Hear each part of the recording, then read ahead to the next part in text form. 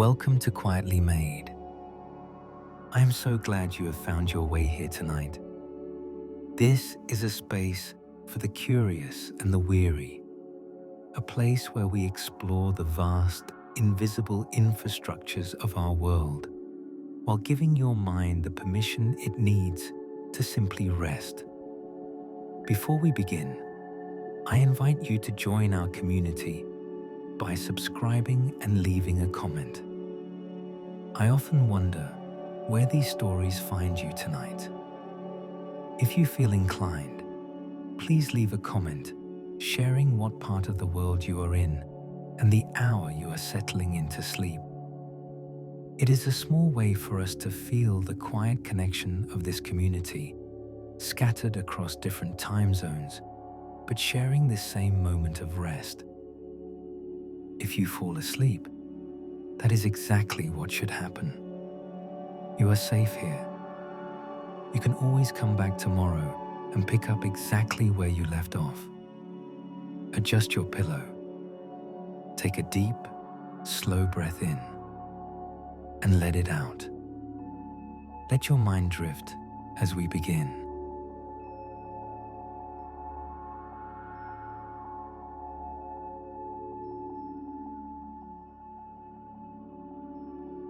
Before there were machines, there was only the dark, and the human need to fill it with something other than fear. Picture a fire burning low in a stone enclosure, its light unsteady, throwing long shapes across a wall of rough rock. A hand lifts, fingers spread, and there, stretched and trembling on the stone, a shadow moves that is not quite a hand anymore. It has become something else. A bird, perhaps, or a beast with slow wings. The people gathered around that fire did not have a word for cinema. They would not have understood the term if it had been offered to them. But they understood the impulse completely, the quiet astonishment of watching a flat surface hold a moving thing that was not truly there.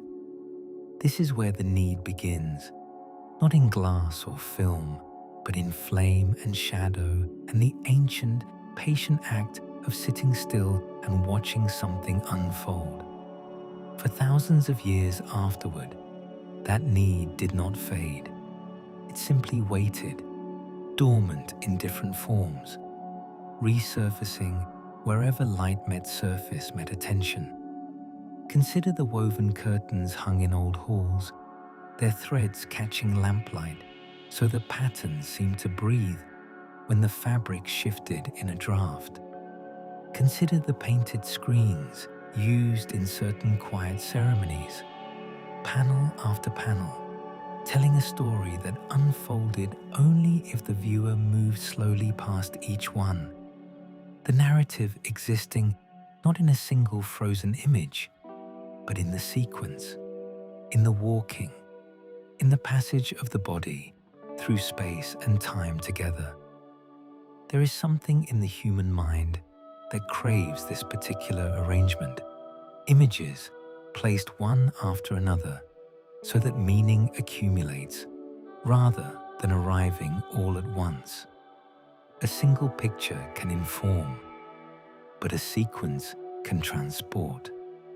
Think too of the traveling storytellers who carried painted scrolls from village to village, unrolling them length by length as they spoke, the images sliding past the frame of a simple wooden viewer, while the narrator's voice supplied the missing motion. The audience knew, on some level, that the pictures themselves were not moving, and yet something in the combination of unrolling paper and unspooling voice created an illusion close enough to satisfy. The eye wanted more than a still frame could give it, and the mind was willing to meet the images halfway, filling gaps, softening edges, allowing painted stillness to feel like gesture. This willingness, this quiet cooperation between viewer and image, would prove essential centuries later, though no one gathered around those unrolling scrolls could have guessed how far the principle would travel. There is a texture to this early need that deserves attention, a physical texture as much as an emotional one, the rasp of a scroll's edge against a wooden dowel, the particular hush that falls over a room when firelight dims and a projected shape appears on plaster, the way an audience leans forward slightly, almost without noticing they have done it, as though proximity might grant them some deeper understanding of the illusion before them. These gestures repeat across cultures and centuries with a consistency that suggests something deeper than coincidence. Humans are pattern-seeking creatures, drawn instinctively to sequence, to rhythm, to the promise that one image will lead naturally into the next.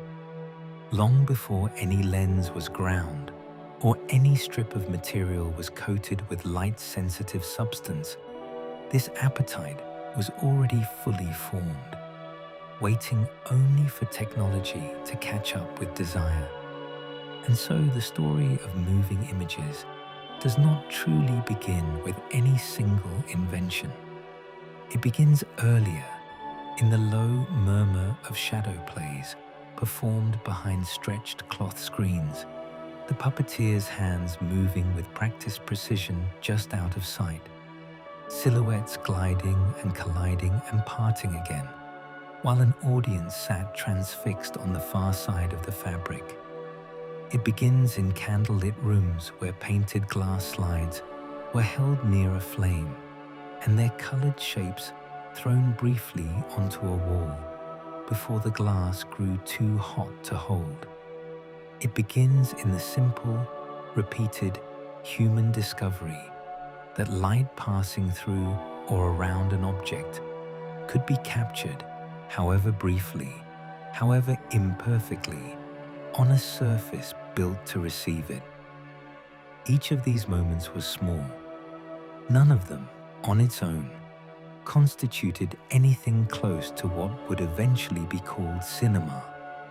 But together, scattered across centuries and continents, they formed a slow accumulation of readiness, a collective, unspoken agreement that images could move, that stories could unfold visually, and that somewhere in the future, someone would find a way to make the shadow outlast the hand that cast it.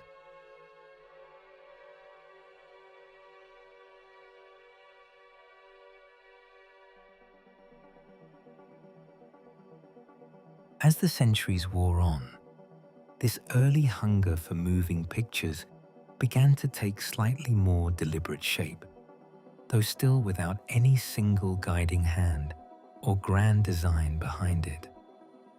In lecture halls and private studies, curious observers began to notice something peculiar about the human eye itself, a quality that would later become foundational to everything the medium would build.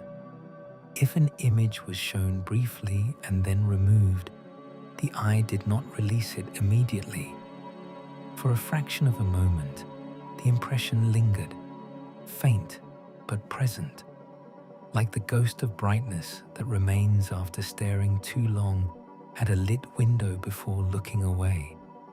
This lingering, this brief refusal of the eye to fully let go was noticed independently by different observers in different places, each arriving at the same quiet realization. Vision itself was not instantaneous. It had a kind of afterglow, a small delay built into its very mechanism.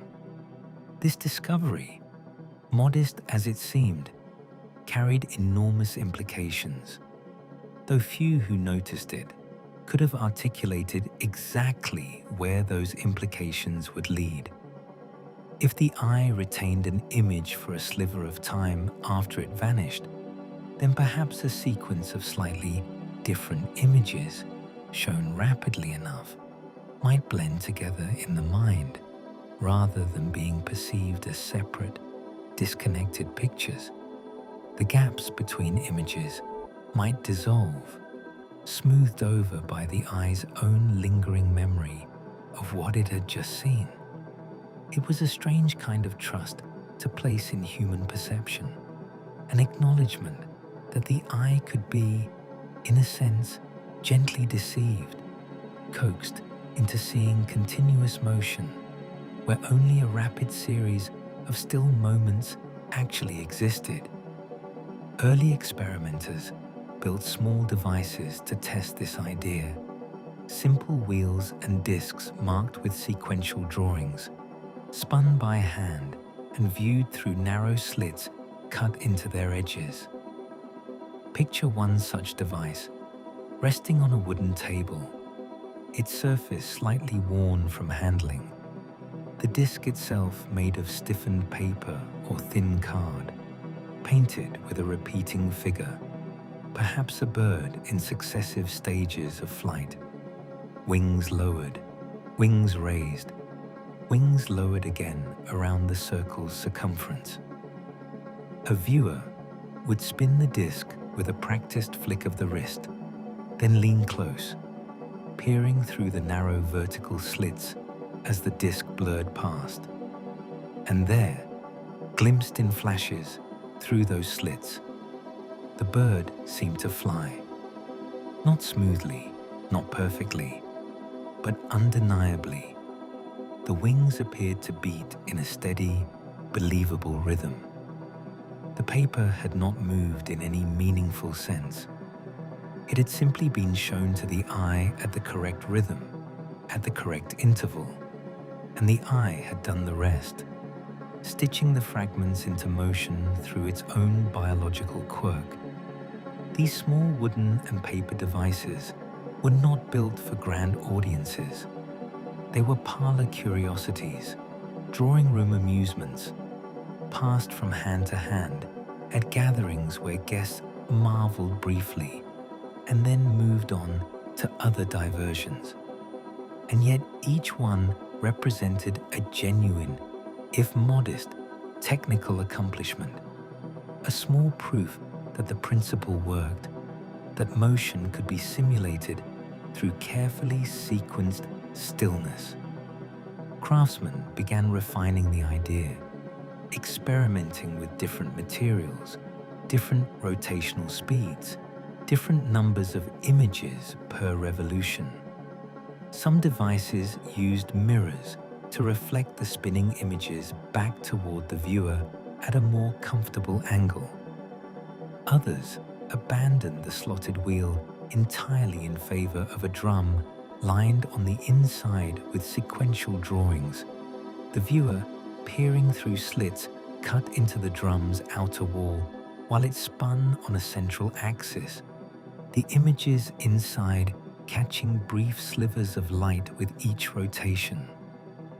There was a particular pleasure, contemporaries noted, in the mechanical sound these devices made as they spun, a soft, whirring hush punctuated by faint clicks as the slits passed the eye in rapid succession. The sound itself became associated with the illusion, a kind of auditory signal that motion was about to begin. Children and adults alike would turn the crank or flick the disc and lean in close, waiting for that whirring hush to start, knowing that within it, hidden in the blur, a small figure was about to come alive. These devices remained crude by any later standard, limited to short, repeating loops of action, a bird that could only ever fly in the same small circle, a horse that could only ever complete the same brief gallop before beginning again from the start. But crude as they were, they marked a genuine threshold. The eye's own lingering perception had been identified, tested, and deliberately exploited. The concept was proven. What remained was refinement, patience, and the slow accumulation of better tools.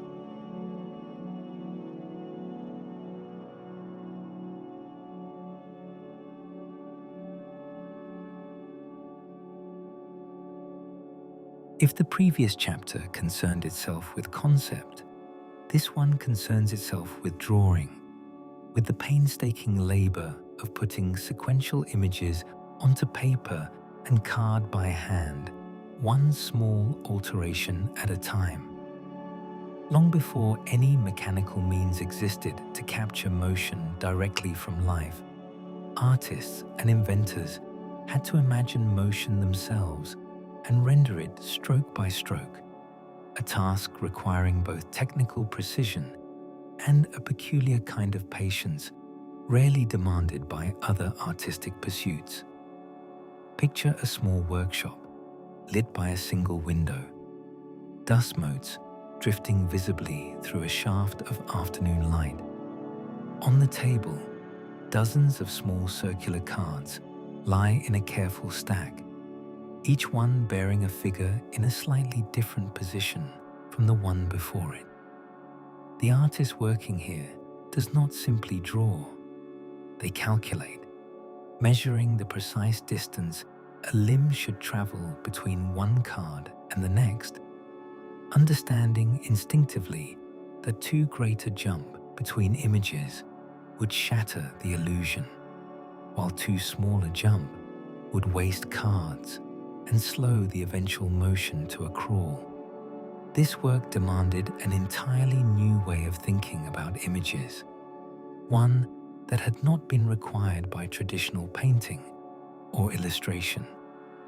A single portrait could be beautiful in isolation, complete in itself, needing nothing before or after it to make sense. But these sequential drawings were incomplete by design. Each one depended entirely on its neighbors, existing only as a fragment of a larger, invisible motion that would only become visible once the cards were spun or flipped in rapid succession. An artist producing these sequences had to hold the entire motion in their mind at once, from first frame to last, breaking a fluid gesture into a series of discrete, almost mathematical steps. A raised arm falling to a resting position might require a dozen separate drawings, each shifting the elbow, the wrist, the fingers by the smallest visible increment. Too few drawings and the fall would look jerky, unnatural, more like a series of poses than genuine movement. Too many, and the labor became overwhelming for a technique still limited to hand production. The materials themselves carried their own particular character. Cardstock had to be stiff enough to hold its shape through repeated handling and spinning, yet thin enough not to add unwanted weight or bulk to a rotating disc or drum. Ink had to be applied with enough precision that fine details, a raised eyebrow, a bent knee, would remain legible even when blurred slightly by motion and viewed through a narrow slit at speed. Some craftsmen experimented with translucent materials, allowing light to pass through the images from behind rather than reflecting off their surface, producing a softer, more luminous quality to the resulting illusion. Others preferred opaque card, valuing its durability over its glow. Each choice involved trade-offs, and each workshop developed its own preferred methods, often closely guarded, passed down through informal apprenticeship rather than written instruction. Beyond the individual craftsmanship, there was also a growing conversation, loose and informal, among those pursuing these ideas in different towns and cities, sometimes without full awareness of one another's work. Letters occasionally passed between curious minds describing new variations on the spinning disc or drum, new arrangements of mirrors that might allow multiple viewers to watch a single device at once, rather than requiring each person to peer alone through a narrow slit. Public demonstrations, when they occurred, tended to happen in small, intimate settings: a parlor, a lecture hall, a gathering of naturalists and hobbyists eager to see the latest refinement. Audiences at these gatherings often reacted with a mixture of delight and mild unease. Delight at the cleverness of the illusion, unease at how easily their own eyes had been persuaded to see something that was not, strictly speaking, actually happening. This unease was itself a kind of compliment to the technique, proof that the trick was working exactly as intended. What emerges from this period, examined closely, is not a single breakthrough but a patient, distributed labor. Dozens of hands across different places, independently discovering variations on the same basic principle, refining it in small increments, sharing what they learned through informal networks of correspondence and demonstration. No one card, no one drum, no one spinning disc deserves to be singled out as the origin point. Instead, there is a broad, quiet field of experimentation. Artists and tinkerers alike drawn toward the same fundamental question: how many images, spaced how closely together, moving at what speed, would be required to convince the human eye that stillness had become motion? The answers they found, gradually, through trial and careful observation, would form the invisible foundation beneath everything that followed. A foundation built not from any sign, but from thousands of small, careful, hand-drawn increments, each one a tiny act of patience in service of an illusion still waiting to be born.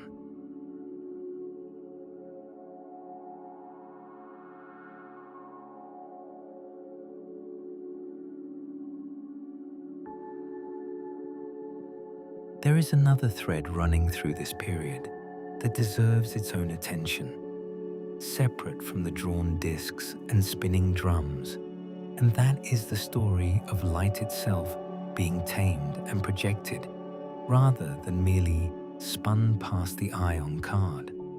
In darkened rooms, sometimes little larger than a closet, inventors experimented with boxes fitted with a small lens at one end and a translucent screen at the other, discovering that light passing through a tiny aperture would carry an inverted image of whatever lay outside onto the surface within. This was not yet motion, only projection, but it taught something crucial about the behavior of light that would matter enormously later. Light, it turned out, could be disciplined. It could be made to travel in a controlled path, focused, narrowed, aimed with intention, rather than simply allowed to scatter in every direction as it naturally preferred to do. A room sealed against outside light, with only a single small opening admitting a narrow beam, became a kind of laboratory for understanding how images might be captured, held, and eventually thrown back outward onto a screen for others to see. Painters had long used these darkened chambers as drawing aids, tracing the faint projected image of a landscape or a face onto paper laid across the screen, capturing proportions and perspective with an accuracy difficult to achieve by eye alone. But a handful of more restless minds began to wonder whether the same principle might be pushed further, whether the lens and the darkened box might eventually serve not just as an aid to painting, but as a device for reproducing an image directly, without the intervening hand of an artist at all. This was a genuinely strange thought for its time, almost unsettling in its implications. If light alone could fix an image onto a surface, what need would remain for the careful labor of drawing? The question unsettled some and thrilled others, and though it would take considerable time before any material existed capable of holding a projected image permanently, the seed of the idea had been planted quietly in these small, dark rooms. Meanwhile, the projection of painted images onto walls and screens using lanterns fitted with lenses and reflectors was becoming an established, if still modest, form of entertainment and instruction. A single glass slide, painted with careful detail, could be slid into a wooden frame and held before a flame, its image thrown outward onto a prepared surface for an audience to view together, rather than one at a time through a private slit or peephole. This shift mattered enormously, though it might seem subtle at first glance.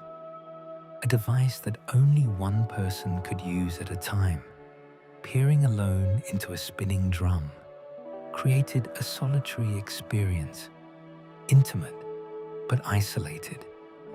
A projected image thrown onto a shared wall or screen created something entirely different, a communal experience, a room full of people watching the same illusion unfold together, murmuring, gasping, laughing in the same moments.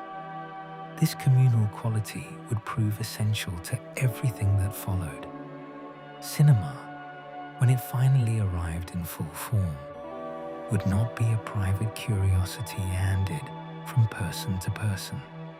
It would be a gathering, a shared darkness, an audience breathing together in rhythm with the images before them. Operators of these lantern shows developed considerable skill over time, learning to slide one glass plate smoothly behind another to create simple transitions, learning to angle their lenses to minimize distortion at the screen's edges, learning to modulate the flame's brightness for dramatic effect. Some devices incorporated mechanisms allowing two slides to be shown in careful sequence, one fading as the other brightened, producing a crude but effective illusion of transformation. A landscape shifting from day to night, a figure appearing to move slightly from one position to another. These effects required considerable manual dexterity and split-second timing, the operator's hands working levers and slides in near darkness, guided more by practiced feel than by sight. Audiences, unaware of the labor happening just behind the projecting apparatus, experienced only the smooth, seemingly effortless result. Images blooming and dissolving on the screen before them as though by some quiet magic. By the close of this period, two separate strands of experimentation had developed largely in parallel, sometimes intersecting, sometimes not. On one side stood the tradition of sequential drawing and spinning devices, exploiting the eye's lingering perception to simulate motion from static images. On the other stood the tradition of projected light, using lenses and flame to throw images outward onto communal screens for shared viewing. Neither strand alone constituted anything close to cinema as it would eventually be understood. But together, slowly, almost without anyone fully recognizing the convergence taking shape, these two traditions were drawing closer, each solving a piece of a puzzle the other could not solve alone. The drawn disc offered motion, but only for a solitary viewer. The projected lantern offered communal viewing, but no motion at all.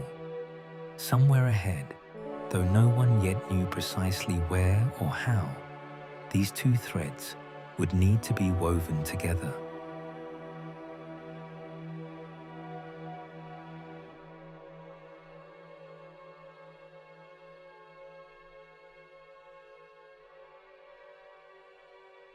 By this stage in the story, it becomes useful to slow down and consider not any single invention, but the broader climate of curiosity that had settled over workshops, universities, and private studies across many different regions. A climate in which the accumulation of small technical gains was becoming its own kind of momentum. Progress in this era rarely arrived as a single decisive leap. It arrived instead as a slow accretion, one modest improvement layered atop another, each building quietly on work that had come before, often without full credit or clear lines of influence connecting one innovator to the next. A better lens ground in one workshop might travel through trade or correspondence to a distant studio where it enabled an improvement no one back at the original workshop had anticipated. A slightly more stable chemical compound discovered by one experimenter might later prove useful to another working on an entirely different problem, the connection between the two only becoming clear much later, if it became clear at all. Consider the patient work being done on light-sensitive materials during this period, work that proceeded largely through trial, error, and careful record-keeping rather than sudden insight. Certain substances, when exposed to light, were observed to darken or change color in ways that could be roughly controlled and, with enough care, roughly predicted. Early experimenters coated various surfaces, paper, metal plates, glass, with these substances and exposed them to light through a simple lens, watching to see what image, if any, would form.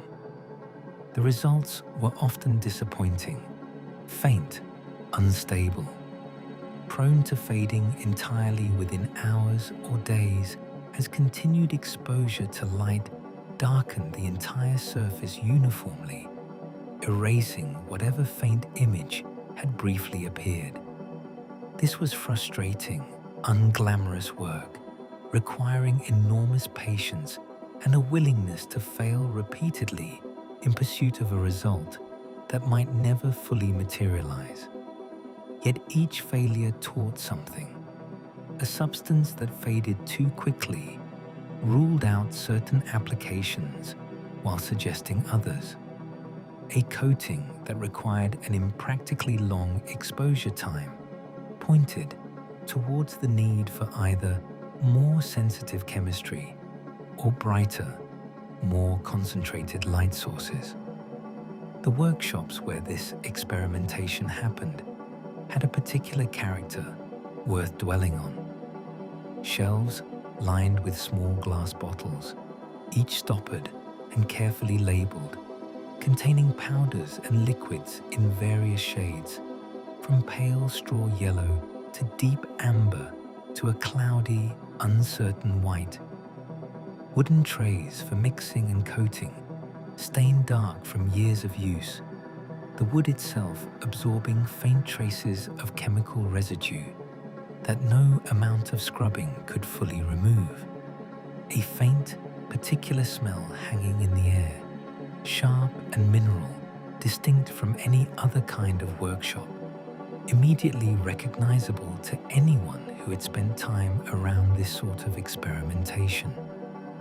Light itself became a carefully managed resource in these spaces, admitted only through small, controllable openings, sometimes covered with colored glass or cloth, to filter out the wavelengths most likely to spoil a sensitive coating before an experiment could be properly conducted. Working by the dim, filtered glow of a red or amber lamp became second nature to those pursuing this line of inquiry, their eyes adjusting over long hours to a world rendered in muted, cautious tones. Alongside this chemical experimentation ran a parallel thread of mechanical refinement, less glamorous perhaps, but equally essential. The devices used to hold, expose, and eventually view images needed to become steadier, more precise, more repeatable in their operation. A lens that shifted even slightly out of alignment between uses would ruin the consistency needed for any kind of sequential process. A shutter mechanism, however simple, needed to open and close with a reliability that could be trusted. Experiment after experiment, exposure after exposure. Craftsmen skilled in fine metalwork found themselves drawn into this pursuit, applying skills honed on clockwork and instrument making to problems that had, until recently, belonged more to painters and chemists than to precision machinists. Gears needed to turn smoothly without excessive friction. Springs needed to deliver consistent tension across repeated use. Small adjustments, a slightly better bearing here, a more finely threaded screw there, accumulated gradually into devices that were measurably more capable than their predecessors, even if no single improvement seemed dramatic in isolation. What makes this period genuinely remarkable, when examined closely, is not any singular triumphant moment, but rather the sheer density of parallel effort. Hundreds of individuals across different fields, chemistry, optics, fine mechanics, all circling toward related problems from different angles, often unaware of how closely their work paralleled that of others working at a distance. Ideas traveled slowly through letters, through published papers read months or years after their original composition, through occasional demonstrations attended by a curious few who then carried impressions of what they had seen back to their own workshops, filtered and reinterpreted through their own particular expertise. This was accumulation in its truest sense, not a straight line toward an inevitable destination, but a broad, uneven gathering of partial answers, each one insufficient alone, each one necessary to what would eventually follow.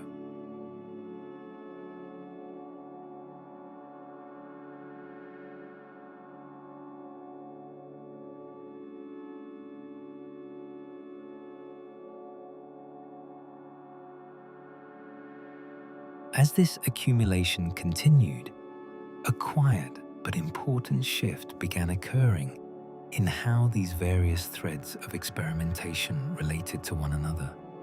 Where earlier work had often proceeded in near isolation, small pockets of inquiry scattered across distant workshops with little awareness of one another's progress. This later period saw the beginnings of genuine cross-pollination. Publications describing chemical formulas for light-sensitive coatings began circulating more widely, translated and reprinted, allowing an experimenter in one region to build directly upon a discovery made elsewhere without having to rediscover it independently through years of trial and error. Instrument makers began producing standardized components, lenses ground to consistent specifications, shutters built to a common design that could be purchased rather than custom fabricated from scratch by each individual workshop. This standardization, modest as it seemed at the time, represented an enormous acceleration in the pace of progress. When each workshop no longer needed to solve every problem from first principles, energy could instead be directed toward the specific unsolved piece each experimenter cared most about. Consider the particular challenge of capturing an image with enough speed to freeze a moment of genuine motion, rather than requiring a subject to remain perfectly still for a prolonged exposure. Early light-sensitive materials were slow, requiring seconds or even minutes of steady exposure to produce even a faint image, a limitation that made capturing anything in motion essentially impossible. Persons sitting for an early image had to remain motionless for an uncomfortably long stretch, sometimes braced by a hidden support to prevent even the slightest sway from blurring the final result. Landscapes and buildings, being naturally still, were far easier subjects than anything alive. This limitation frustrated those who dreamed of capturing motion directly, of skipping past the labor of hand-drawn sequential images entirely, and instead recording real movement as it actually occurred. The solution, when it eventually came, arrived through the same patient chemical refinement described earlier, formula after formula tested and adjusted. Sensitivity gradually increased through countless incremental improvements, until exposure times shrank from minutes to seconds, and eventually from seconds to fractions of a second. This shrinking of exposure time carried consequences that rippled outward into every other aspect of the emerging craft. If an image could be captured in a fraction of a second, then perhaps a rapid series of such images, captured one after another at brief, regular intervals, might succeed in recording actual motion rather than merely simulating it through hand-drawn approximation. This was a genuinely different proposition from the spinning discs and drums described earlier. Those devices had never captured anything real. They had only ever displayed carefully imagined, hand-drawn approximations of motion. A device capable of capturing a rapid sequence of real images, however, would be recording something that had actually happened. A horse's legs in genuine mid-stride, a bird's wings in an actual moment of flight, rendered not through an artist's careful calculation, but through light itself, striking a sensitive surface at precisely timed intervals. Building a device capable of this feat required solving several interlocking mechanical problems simultaneously. A sensitive surface needed to be exposed briefly, then immediately shielded, while a fresh surface was brought into position for the next exposure, all happening rapidly enough to capture motion at intervals close enough together to later simulate smooth movement when viewed in sequence. Early attempts at solving this problem were cumbersome, often requiring multiple separate cameras arranged in a row, each one triggered in sequence as a subject passed before them, tripped by threads stretched across the path, or by some other mechanical triggering system. The resulting images, though captured by different devices rather than a single continuous mechanism, could nonetheless be arranged afterward in their proper sequence, producing a set of frames that, when viewed one after another, demonstrated motion with a level of accuracy no hand-drawn sequence could match. The workshops where these multi-camera arrangements were assembled had their own distinct atmosphere, part laboratory, part construction site, wooden frames and metal tripods arranged in careful rows, wires and threads strung at precise heights to trigger each device at the correct moment. Assistants moved carefully among this arrangement, checking connections, adjusting angles, ensuring that each camera's sensitive surface had been properly prepared moments before an experiment began. The margin for error was considerable. A single misaligned trigger, a single camera that fired a fraction of a second too early or too late, could ruin an entire sequence, forcing the whole elaborate setup to be reset and the experiment attempted again. Patience, once again, proved as essential as any technical insight. The willingness to fail repeatedly, adjust incrementally, and try once more, confident that each attempt brought the work closer to a result worth preserving. By the end of this period of accumulation, the pieces necessary for something resembling true motion capture had all, individually, been proven possible. What remained was the harder task of bringing them together into a single, unified, reliable mechanism.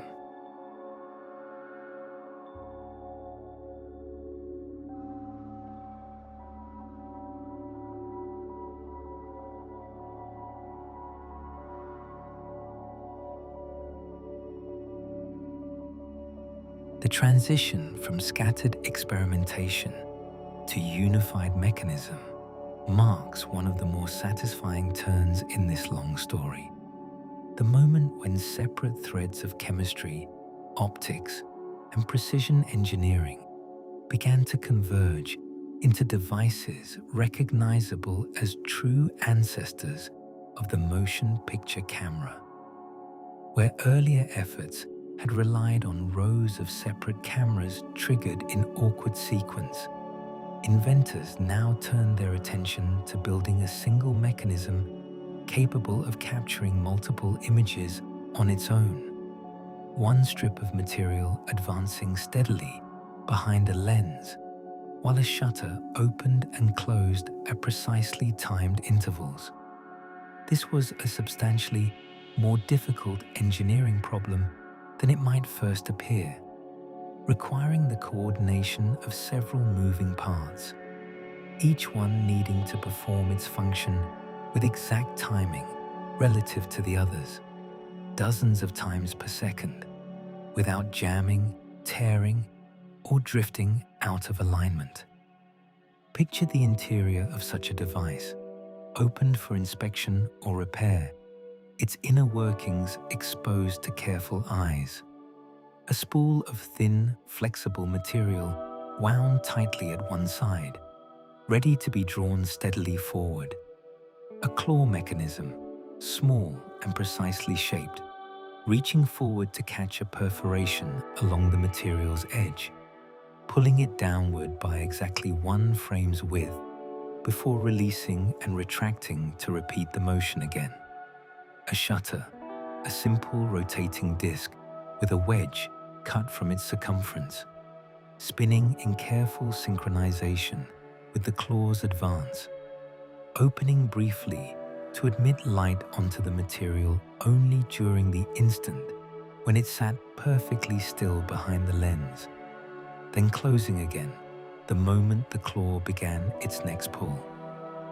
Every one of these components had to move with a precision measured in fractions of a second, and every one had to do so continuously, thousands of times in succession, without the slightest cumulative drift that might, over time, throw the entire sequence out of alignment. The material itself, the flexible strip drawn steadily through this mechanism, represented its own considerable achievement, a departure from the rigid glass plates that had dominated earlier light-sensitive experimentation. Glass, however useful for individual images, was entirely unsuited to rapid sequential capture. It was heavy, brittle, and impossible to wind smoothly through any kind of continuous advancing mechanism. A flexible material, thin enough to bend around a spool, yet strong enough to withstand repeated stress without tearing, coated evenly with a light-sensitive layer capable of responding quickly enough to brief exposures, solved this problem elegantly, though achieving the right balance of flexibility, strength, and sensitivity required its own extended period of chemical and material refinement. Manufacturers experimented with different base materials, different coating thicknesses, different methods of perforating the strip's edges with the small, precisely spaced holes that the claw mechanism would rely on to advance it accurately.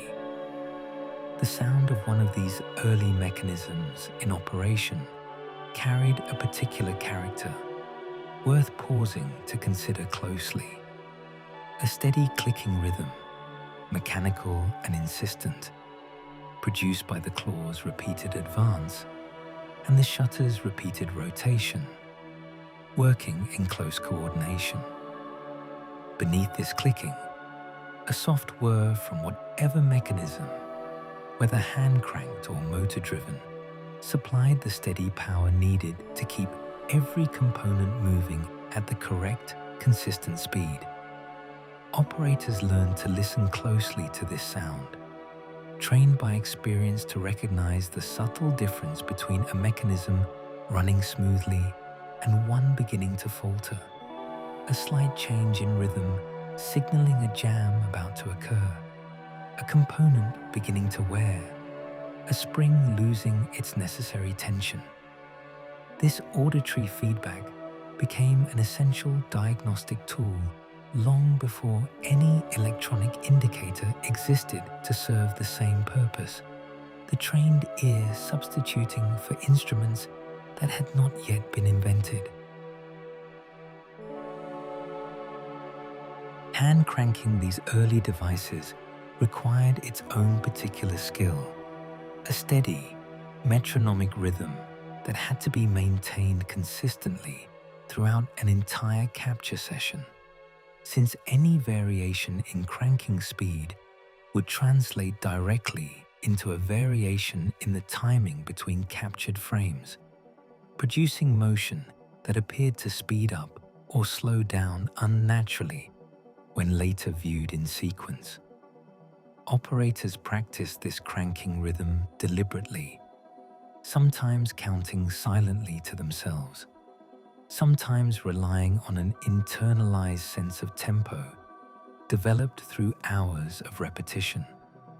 Some workshops experimented with metronomes or simple mechanical governors to help maintain consistency, small devices that provided an audible or tactile cue to help the operator's hand maintain the correct steady pace. This human element, the trained hand turning a crank at careful, practiced rhythm, would remain an essential part of the process for some time.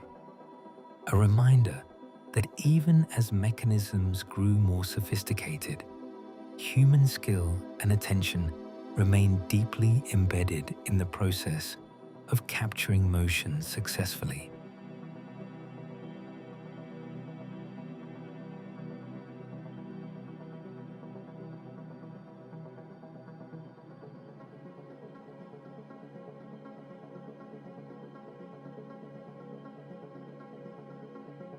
With capture now achievable through a single coordinated mechanism, attention naturally turned toward the reverse problem, that of taking the captured sequence and projecting it back outward for an audience to witness collectively.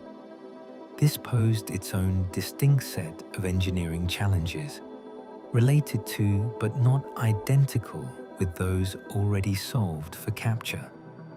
A projection mechanism needed to advance the same strip of material past a lens at the same steady, frame-by-frame rhythm used during capture, but now with a bright light source positioned behind the material, rather than a light-sensitive surface positioned to receive an image from in front.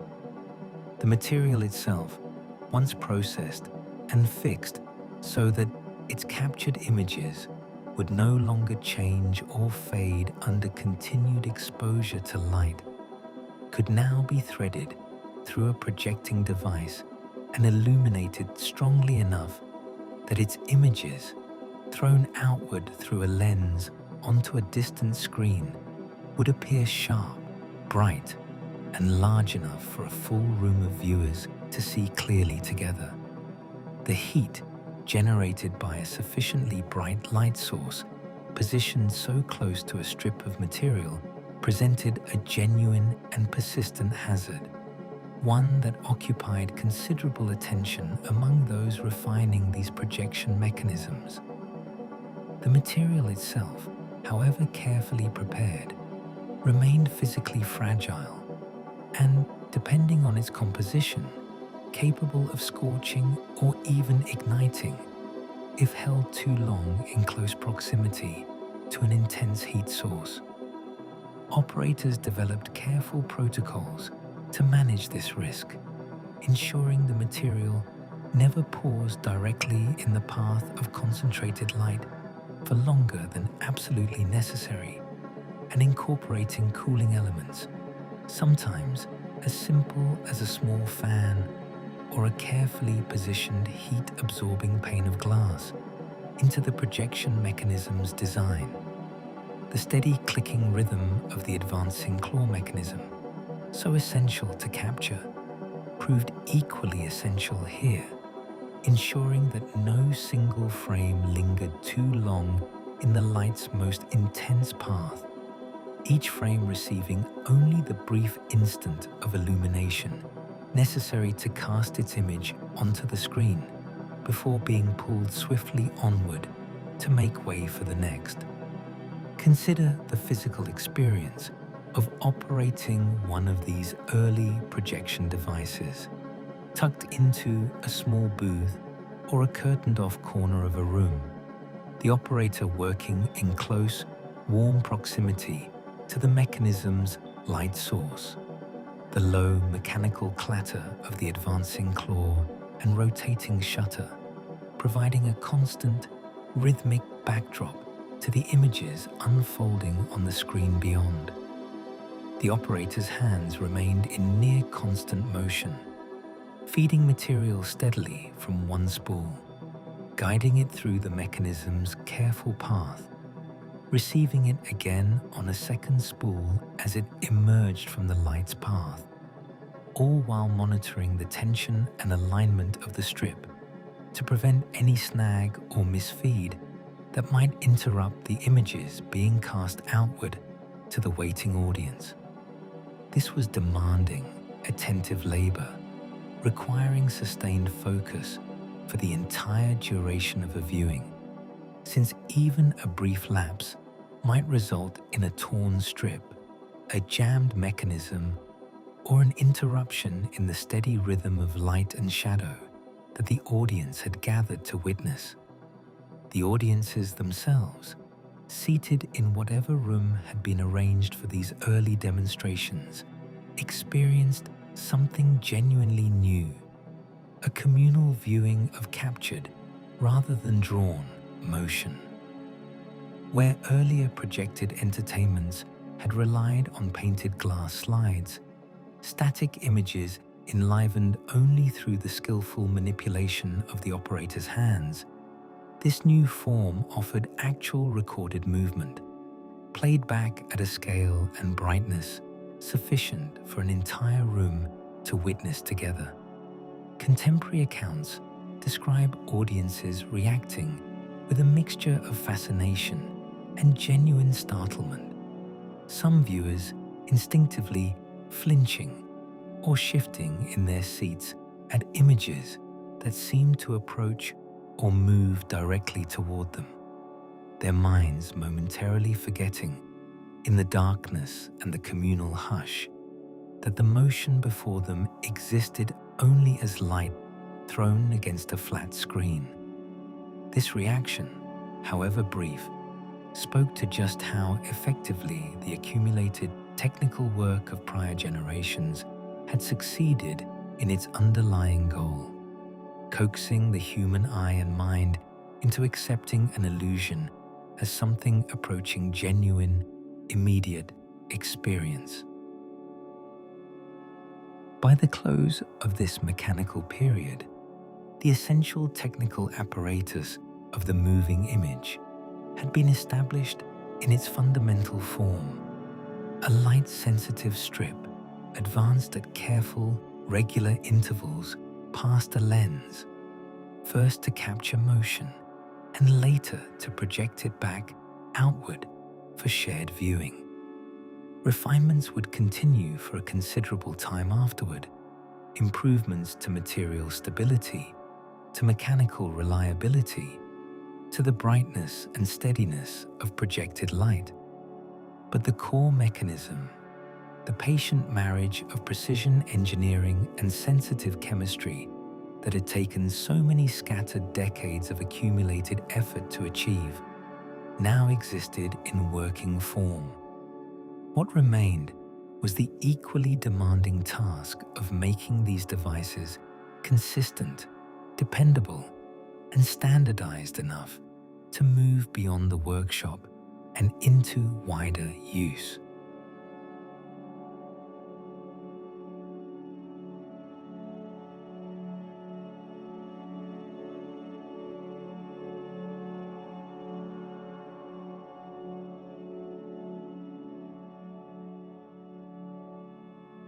Once the fundamental mechanism had proven itself capable of both capturing and projecting motion, a new and quietly demanding phase of work began, one concerned less with invention than with consistency. A single working device, however impressive in a workshop demonstration, was not yet enough to sustain anything resembling a wider practice.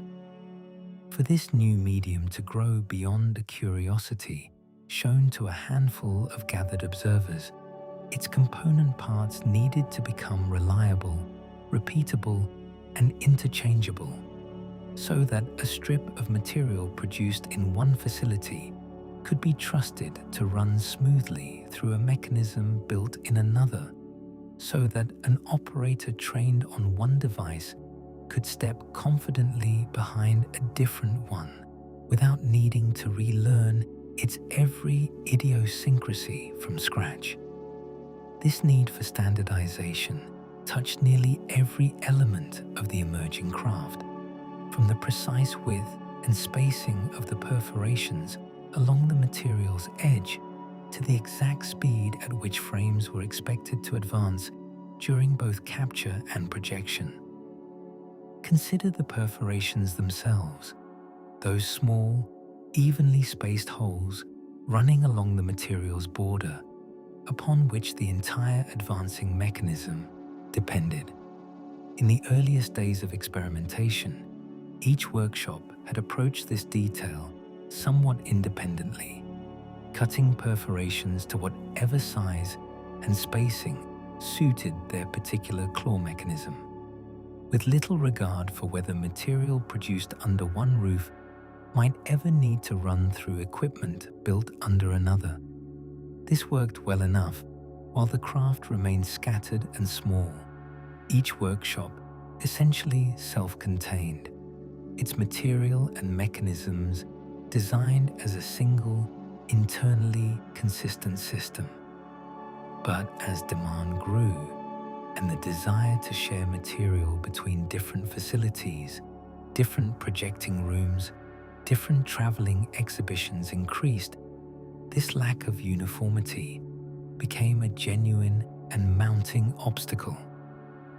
Material perforated to one specification simply would not advance correctly through a mechanism built to a different one, the claw either missing the holes entirely or catching them at the wrong interval, producing a mangled, unusable result. The process of settling on shared specifications was neither swift nor entirely smooth. Different facilities had, by this point, invested considerable resources into their own particular mechanisms, and any shift toward a common standard meant, for some, an uncomfortable acknowledgement that existing equipment might need modification or replacement. Discussions and correspondence passed back and forth between various workshops and manufacturers, each advocating for specifications close to their own existing practice, each hoping to minimize the disruption a new shared standard might impose on their particular operation. Gradually, through a combination of practical negotiation and simple market pressure, certain dimensions and spacings began to predominate, adopted by enough facilities that they effectively became the default expectation, the specification against which new equipment would increasingly be measured and built. This was not a decision handed down from any single authority. It emerged instead through a slow, distributed process of convergence, workshops and manufacturers gradually aligning their practices with whatever specifications proved most widely compatible. Frame rate presented a similarly thorny standardization challenge, though rooted in slightly different considerations. The speed at which images needed to be captured and, crucially, projected in order to produce a convincingly smooth illusion of motion depended on the interplay between mechanical practicality and the particular threshold of human visual perception described in earlier chapters. Too slow a rate, and the resulting motion appeared jerky, flickering, unmistakably artificial, the gaps between individual frames becoming perceptible rather than smoothed over by the eye's natural lingering perception. Too fast a rate demanded more material, more mechanical stress on the advancing claw, and correspondingly higher costs, without necessarily producing any perceptible improvement in the smoothness of the resulting illusion once a certain threshold had already been crossed. Finding the sweet spot between these competing pressures, a rate fast enough to convince the eye, yet economical enough to remain practical for widespread use, required considerable experimentation and no small amount of debate among those responsible for building and operating the relevant equipment.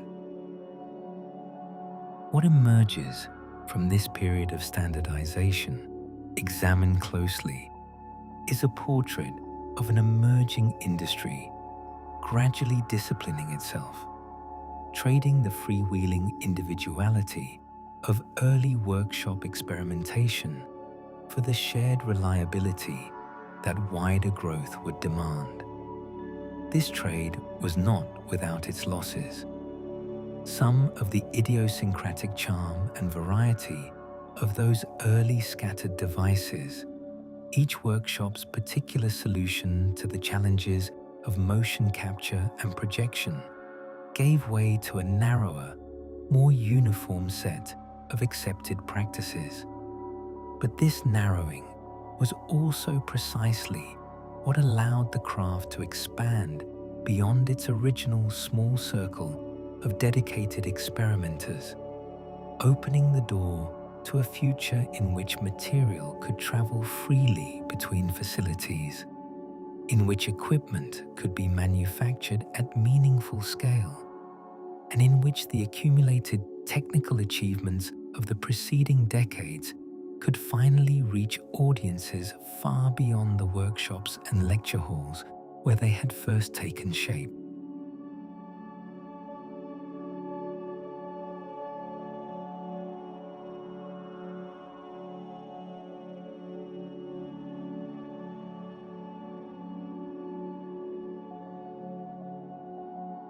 Alongside the mechanical and material standardization already described, a second, quieter kind of standardization was taking shape during this same period. One concerned not with the physical dimensions of equipment, but with the practices and conventions surrounding its use. As more facilities began operating similar devices, a shared body of practical knowledge began to accumulate, passed between operators through informal instruction, through written guides that began circulating among those newly entering the field, and through the simple observation of watching more experienced hands at work. This body of practical knowledge covered everything from the correct way to thread material through an advancing mechanism without introducing unwanted tension, to the proper technique for splicing a torn or damaged section of material back together in a way that would allow it to continue passing smoothly through the claw mechanism without catching or tearing further. The craft of splicing deserves particular attention here, as it represented a genuinely delicate skill that every operator eventually needed to master. Material, however carefully manufactured, remained vulnerable to tearing, particularly at the perforations, where the repeated stress of the advancing claw concentrated its force most intensely. When a tear occurred, whether during capture during projection, or simply through the accumulated wear of repeated handling, the damaged section needed to be carefully trimmed and rejoined, the two clean edges aligned with precision and bonded using whatever adhesive or mechanical splicing technique had proven most reliable.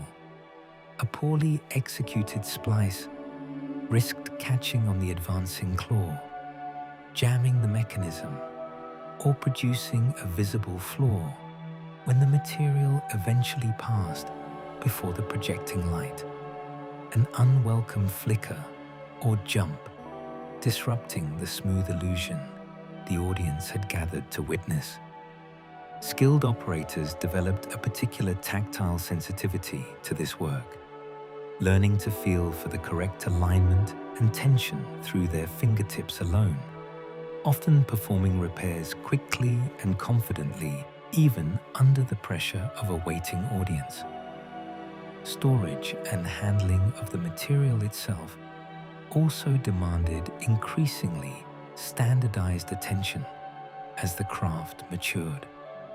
Material that had been exposed and processed remained sensitive to certain environmental conditions long after its images had been fixed, vulnerable to warping in excessive heat, becoming brittle in excessive dryness, or accumulating unwanted static charge that could attract dust and debris, capable of scratching its surface during handling. Facilities began developing more careful storage practices, keeping processed material in cases designed to shield it from light, moisture, and temperature fluctuation, winding it onto spools with consistent, careful tension to avoid introducing stress that might later manifest as warping or curling. These practices, unglamorous as they might seem, proved essential to preserving the considerable labor invested in capturing and processing any given sequence, protecting it against the slow, quiet deterioration that improper storage could otherwise inflict over time. The training of operators themselves became an increasingly formalized undertaking as demand for skilled hands grew beyond what informal apprenticeship alone could supply. Where earlier operators had often learned their craft through direct, one-on-one instruction from whoever had built or first operated a particular device, later entrants into the field increasingly relied on written manuals, structured periods of supervised practice, and a growing shared vocabulary of technical terms that allowed operators from different facilities to communicate clearly about shared problems and solutions. This shared vocabulary, seemingly a small thing, carried real practical importance, allowing a problem diagnosed at one facility to be described clearly enough that an operator at a distant facility facing a similar issue could recognize it immediately and apply whatever solution had already been discovered elsewhere, rather than needing to rediscover the same fix through independent trial and error. By the close of this period, the scattered, highly individual workshops of earlier decades had given way to something considerably more coherent, a loose but genuine community of practice, bound together by shared specifications, shared techniques, and a growing shared vocabulary for describing the particular challenges and solutions the craft continued to present. This was not yet an industry in any grand sense, but it had become something more than a collection of isolated curiosities. The foundation had been laid mechanically, materially, and culturally for the medium to take its next significant step, moving beyond small demonstrations and toward a form of shared public experience capable of drawing audiences together in meaningful numbers, gathered in the dark, waiting for the light to begin its work upon the screen before them.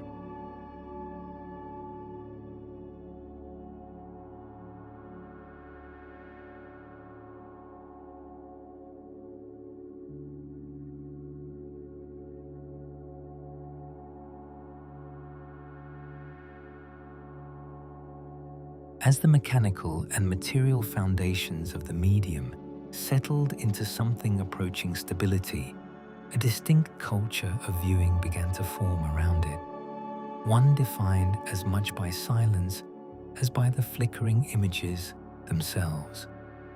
The mechanisms of this era, however refined, still lacked any reliable means of recording and reproducing sound in synchronization with the captured images, and so the images unfolded in a hush broken only by the steady mechanical clatter of the projecting device and whatever ambient sound the room itself happened to hold. This silence was not experienced as an absence, not by the audiences who gathered to watch, but rather as a distinct atmosphere in its own right, one that shaped how stories were told and how performers learned to communicate meaning without relying on spoken words to carry the weight of a scene. Performers working in this silent form developed an entire vocabulary of gesture and expression, calibrated specifically to the absence of sound. A raised eyebrow held a beat longer than it might be in ordinary conversation, could convey suspicion or surprise with a clarity that needed no accompanying words. A hand pressed flat against a chest, fingers slightly curled, could communicate grief or longing in a manner immediately legible to an audience, regardless of what language they might ordinarily speak. This was, in its own way, a considerable achievement, a form of communication that transcended the usual barriers of spoken language, allowing the same captured sequence to be shown to audiences in entirely different regions, entirely different linguistic communities, and still be understood, still move viewers to laughter or tears through the universal grammar of the human face and body alone. Performers trained themselves rigorously in this heightened physical vocabulary, often drawing on traditions of staged performance and pantomime that had existed for generations, adapting techniques developed for a live theatrical stage to the particular demands of a lens that captured every subtle shift of expression with unforgiving clarity. The rooms where these silent images were shown developed their own particular atmosphere as well, distinct from anything that had come before. Darkness itself became an essential ingredient, not merely a practical necessity for ensuring the projected image remained visible against the glow of the screen, but a genuine part of the experience, a shared enclosure of shadow within which a room full of strangers sat together, each person's attention drawn toward the same small rectangle of moving light. Within this darkness, a peculiar intimacy took hold, an audience of strangers united, if only briefly, in shared attention and shared emotional response, laughing together at the same moment, falling silent together at the same moment, their individual reactions blending into something larger and more collective than any one person's private experience of watching alone. Live musical accompaniment became an essential, almost universal element of this silent viewing experience, a keyboard instrument or small ensemble positioned near the screen, providing a continuous musical undercurrent that shaped and heightened the emotional register of whatever images played out above.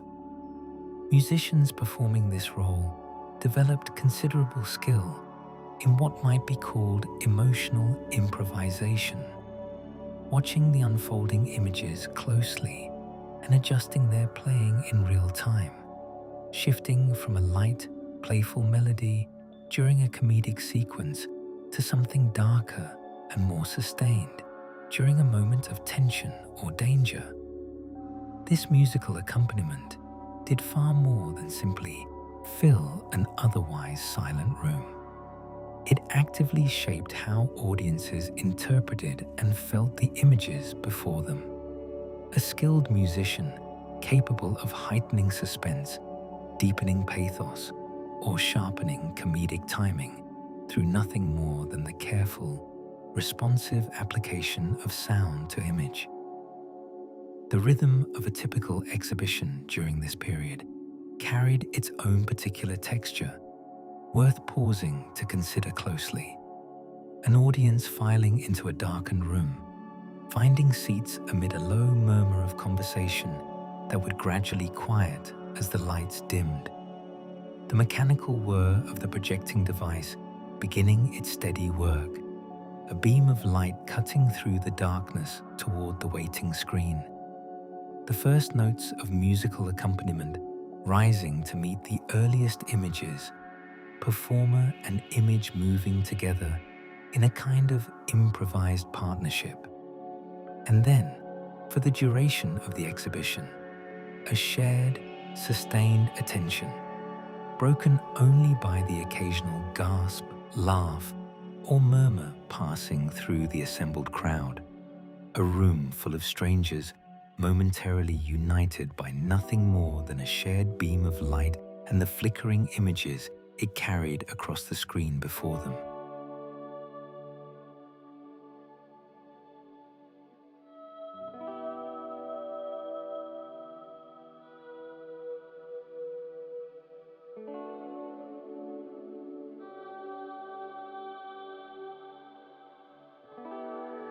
Beyond the performers and musicians, an entire supporting craft grew up around the practical challenge of telling a coherent story without spoken dialogue, a challenge that pushed those working in this silent form toward considerable ingenuity in visual storytelling. Since a performer's expression and gesture could carry emotion and reaction with real clarity, but could not easily convey specific factual information, a name, a precise plan, a piece of necessary backstory, storytellers developed the practice of inserting brief written text directly into the sequence of images. A card bearing a short phrase or sentence held before the lens for a moment before the visual sequence resumed. These intertitles, as they came to be known within the craft, required their own particular discipline, an economy of language that could convey essential information in as few words as possible, since audiences could only read what was shown for a few brief seconds before the images continued.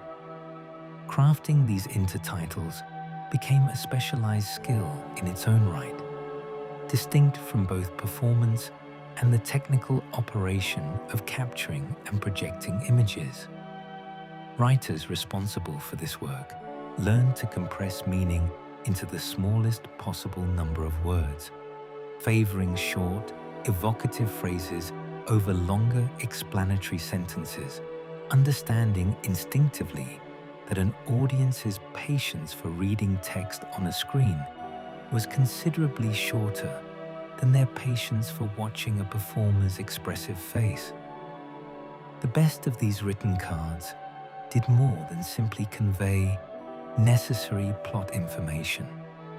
They carried a rhythm and tone of their own, sometimes wry, sometimes solemn, calibrated carefully to match the emotional register of the sequence they introduced or punctuated.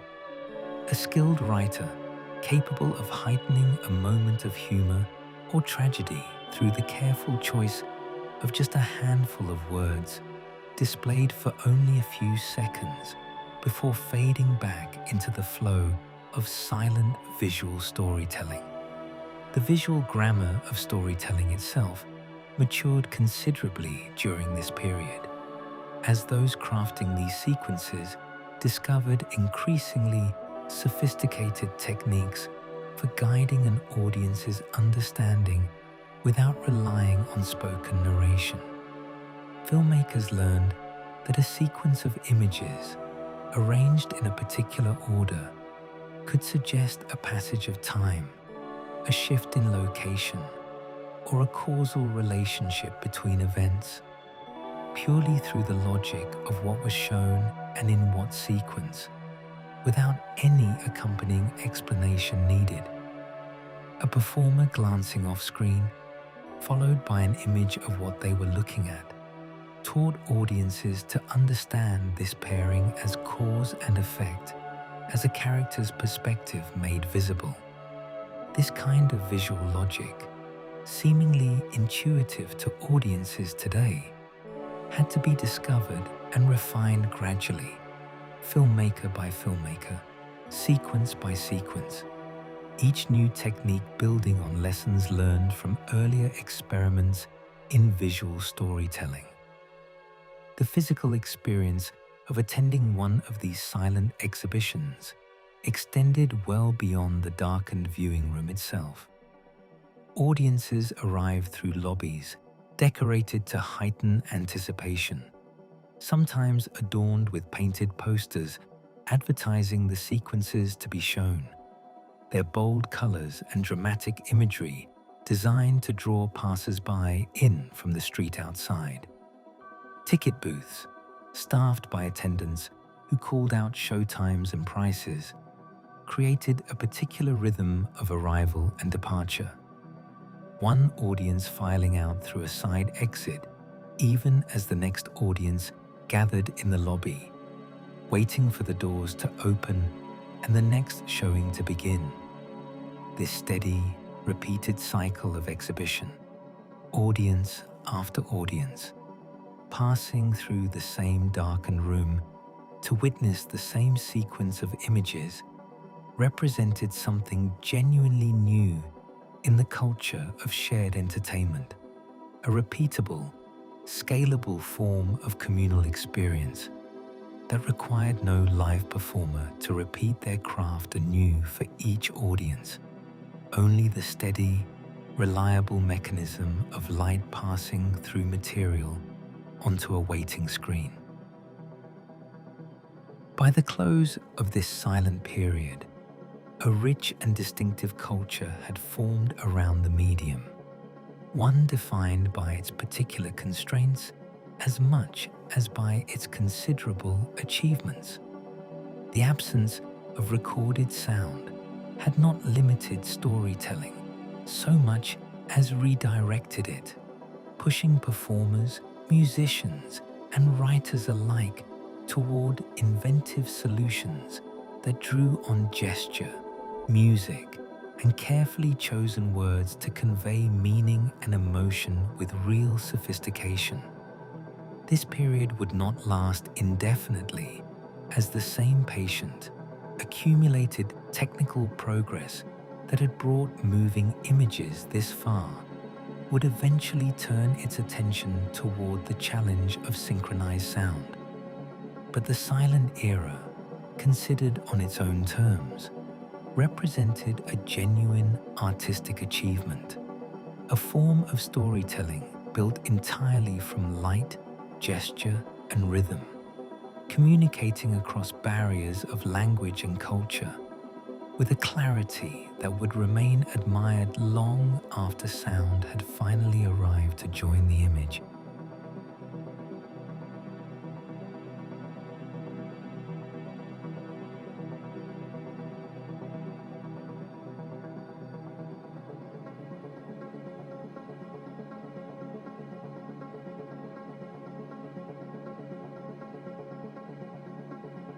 As audiences for these silent exhibitions grew steadily larger and more consistent, the loose, improvised arrangements of earlier years, a rented hall here, a converted storefront there, gradually gave way to something more deliberate and considered, buildings designed and constructed specifically for the purpose of screening these sequences of moving light before a gathered public.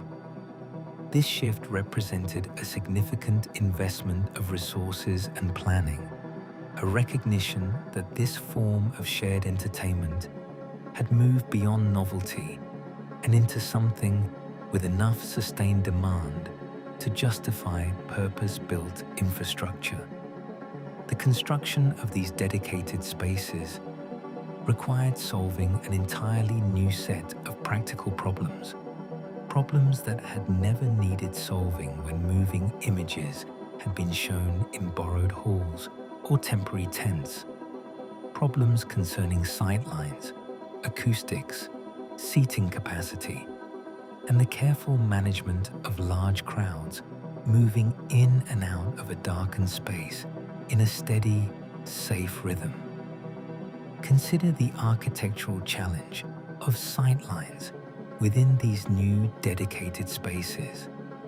Every seat in a room needed a reasonably clear view of the screen, without the head or shoulders of a person seated in front creating an obstruction significant enough to spoil the experience.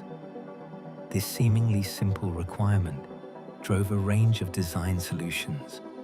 Floors gently sloped upward toward the rear of the room, so that each successive row sat slightly higher than the one before it.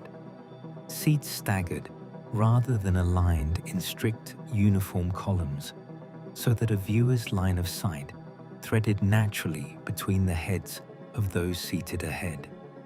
Architects and builders working on these projects drew on principles borrowed from earlier theatrical and lecture hall design, adapting techniques developed for live performance to the particular demands of a fixed screen positioned at one end of a long, darkened room.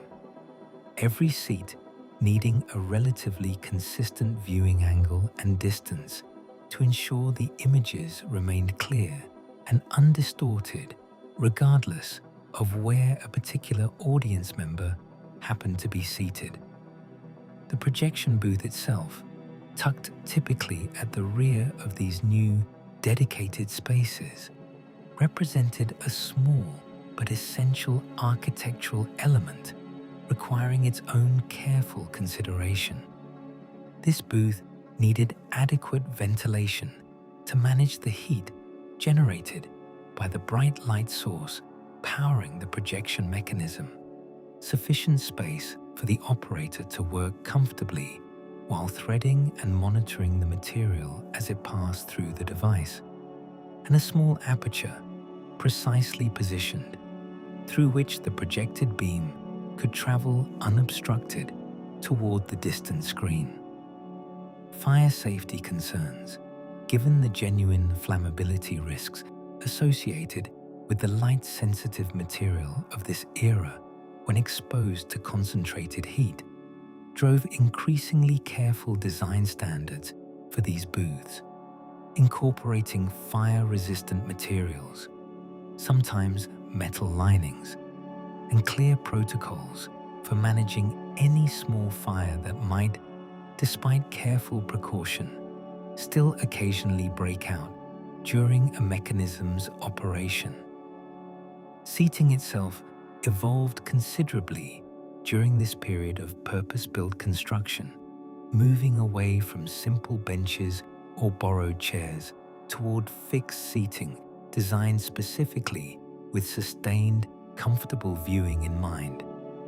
Upholstered seats, arranged in careful rows with sufficient legroom to allow patrons to enter and exit a row without unduly disturbing those already seated, became an increasingly standard feature of these new, dedicated venues. Some builders experimented with different seat spacing and row configurations, seeking the optimal balance between maximizing a room's total seating capacity and ensuring each individual patron enjoyed sufficient comfort and clear sightlines to fully appreciate the images unfolding before them. This attention to comfort reflected a broader recognition taking hold across the emerging industry that the experience of attending an exhibition extended well beyond the images themselves, encompassing the entire physical environment in which an audience gathered, waited, and eventually settled in for a period of sustained, shared attention. The exterior presentation of these new dedicated venues received equally careful attention, as builders and operators recognized the importance of an inviting, distinctive facade capable of drawing passers-by in from a busy street. Elaborate entrances, sometimes featuring decorative ironwork, painted signage, and prominently displayed posters advertising the current program, created a sense of occasion and anticipation before a patron had even purchased a ticket or crossed the threshold into the darkened viewing room beyond. Lobbies, too, received increasing architectural attention, functioning as a kind of transitional space between the ordinary bustle of the street outside and the concentrated, hushed attention expected within the viewing room itself. Patrons gradually adjusting their pace and demeanor as they moved from the brightly lit, noisy exterior toward the softer lighting and quieter atmosphere of the lobby. A deliberate architectural sequence designed to ease the transition from ordinary daily life into the particular absorbed state of attention that watching a sequence of moving images seemed to demand and reward.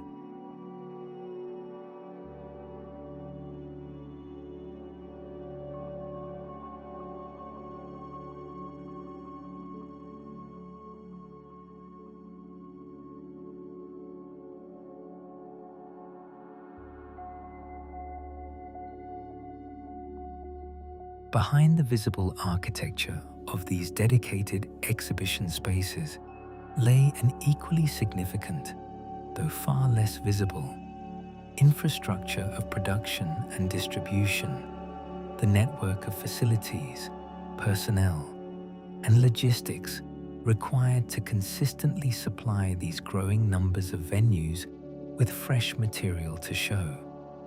Where earlier decades had seen individual workshops producing modest quantities of material, largely for their own use, or for a small circle of associated exhibitors, this period saw the emergence of dedicated production facilities operating at a considerably larger scale, employing sizable teams of specialists, each responsible for a particular stage of the increasingly elaborate process required to capture, process, and prepare material for wide distribution.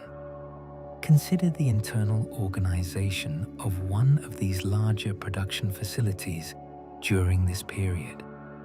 Separate departments handled distinct stages of the work, performers and their supporting personnel occupying dedicated areas designed to accommodate the practical needs of staged performance before a capturing lens.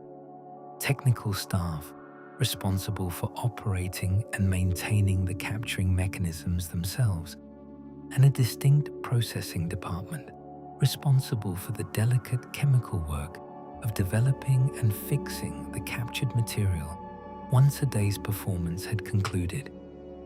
This division of labor represented a significant organizational achievement in its own right, requiring careful coordination between departments whose work depended intimately on one another's timing and quality. A delay or error in the processing department capable of jeopardizing an entire day's captured performance, regardless of how skillfully that performance had been staged and captured in the first place.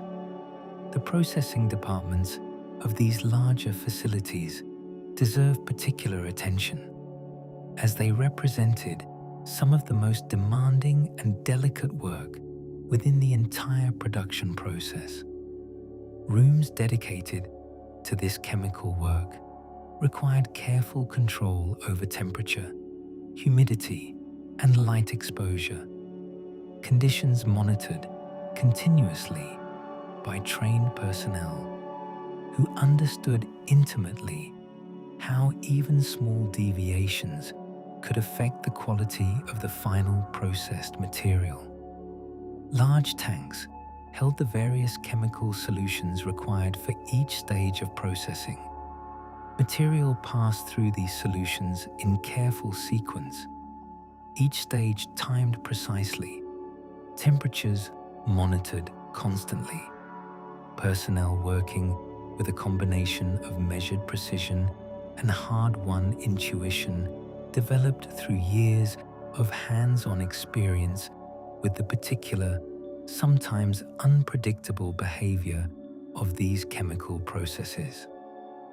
The physical labor involved in this work was considerable. Large reels of material requiring careful, sustained handling as they moved through each successive processing stage. Personnel often working extended hours to ensure a day's captured material could be fully processed and readied for distribution without unnecessary delay.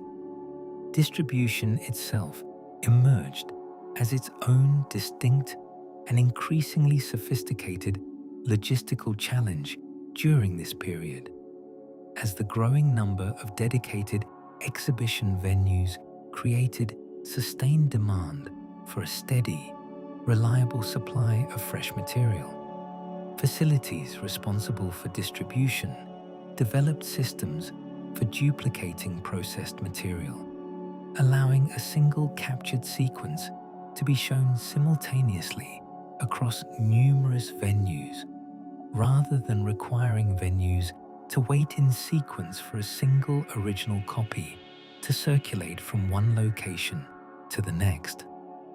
Packaging and shipping this material required its own careful attention. Protective cases designed to shield the delicate material from damage during transit. Careful scheduling to ensure material arrived at each venue with sufficient time for the local operator to inspect, prepare, and thread it correctly before the next scheduled exhibition. This distribution network, invisible to the audiences gathering in darkened viewing rooms across many different towns and cities, represented an enormous, largely unheralded logistical achievement. The quiet infrastructure that made possible the simple, shared experience of strangers gathering together to watch the same sequence of images unfold before them. By the close of this period of infrastructural development, the medium had grown from a scattered collection of individual workshops and small, temporary exhibition spaces into something considerably more substantial, a genuine, interconnected system encompassing purpose-built venues, large-scale production facilities, and sophisticated distribution networks, all working in careful coordination to deliver a consistent, reliable experience to steadily growing audiences. This infrastructure, built gradually and largely without any single central authority directing its development, represented the practical culmination of everything the preceding chapters have described. The slow accumulation of technical knowledge, standardized practice, and shared craft, finally manifesting in the physical and organizational structures capable of sustaining this new form of shared entertainment at genuine scale.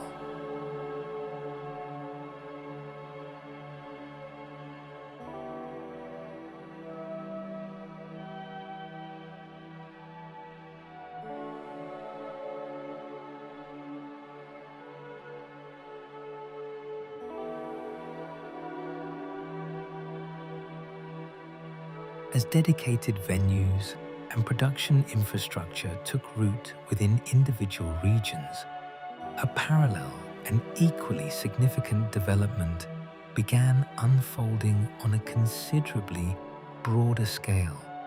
The gradual connection of these previously separate, largely self-contained pockets of activity into something resembling a genuinely international network.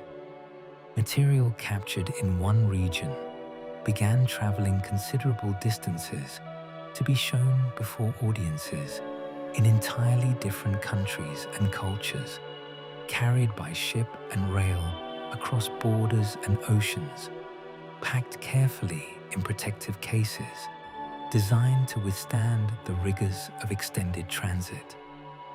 This movement of material represented a genuinely new phenomenon, a form of shared cultural experience capable of reaching audiences who might never travel beyond their own town or region, yet who could nonetheless witness images captured in distant places. Performers whose faces and gestures had been recorded thousands of miles away, brought to them through the patient, accumulated technical achievement described throughout this history. The practical logistics of this international movement of material required considerable coordination and no small amount of ingenuity. Shipping routes needed to be established and maintained. Careful attention paid to the particular vulnerabilities of the material itself during long voyages. Protection against moisture, temperature fluctuation, and physical damage from the ordinary jostling of transport by sea and rail. Customs and border procedures, designed originally with more conventional goods in mind, had to be navigated and sometimes specifically adapted to accommodate this new category of cultural product. Officials in various regions developing their own particular procedures for inspecting, cataloging, and permitting the entry of material intended for exhibition before local audiences. Some regions developed specific review processes, local officials or committees tasked with previewing material before it could be shown publicly, a practice that varied considerably from place to place, reflecting differing local attitudes towards this new and still somewhat unfamiliar form of shared entertainment. Language presented its own particular challenge and opportunity within this expanding international circulation. As described in earlier chapters, the silent nature of this era's material meant that performance itself, gesture and expression, could travel across linguistic boundaries with relatively little friction. As skilled performers conveyed emotion legible to audiences regardless of what language they ordinarily spoke.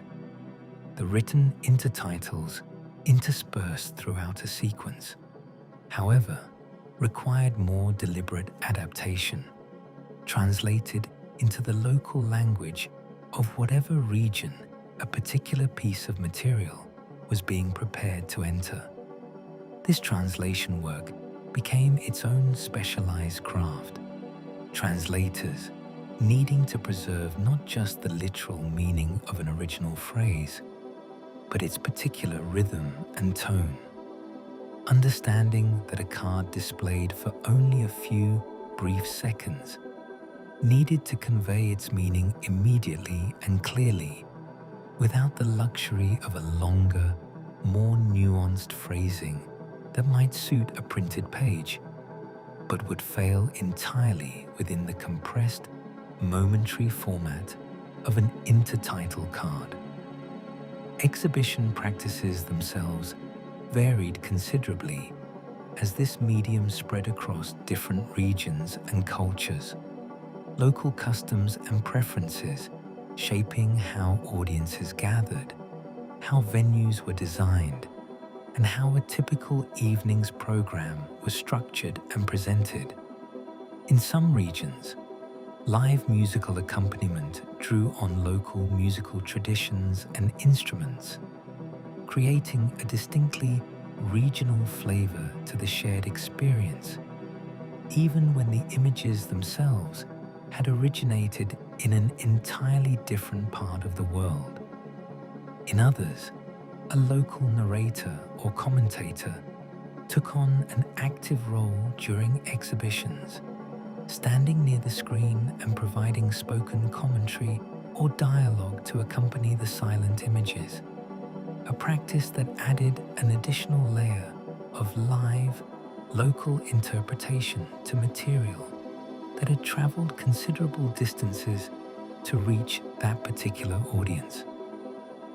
These regional variations in exhibition practice remind us that even as the underlying technology and the captured material itself became increasingly standardized and internationally circulated, the actual experience of attending an exhibition remained shaped significantly by local custom, taste, and tradition.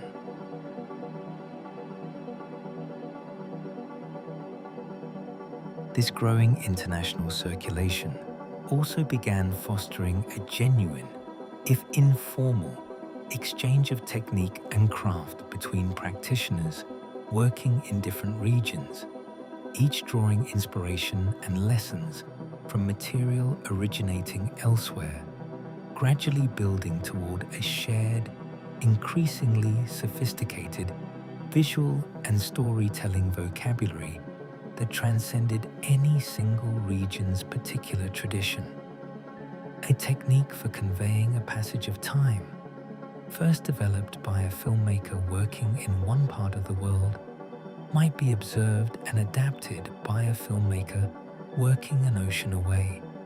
That adaptation then further refined and eventually incorporated into that filmmaker's own subsequent work, the innovation traveling onward again through the same international circulation that had first carried it there. This cross-pollination of technique, occurring gradually and often without formal acknowledgement or credit, contributed significantly to the steadily maturing sophistication of visual storytelling during this period. Each region's practitioners building not only on their own local tradition, but on an increasingly shared, internationally accumulated body of technique and craft.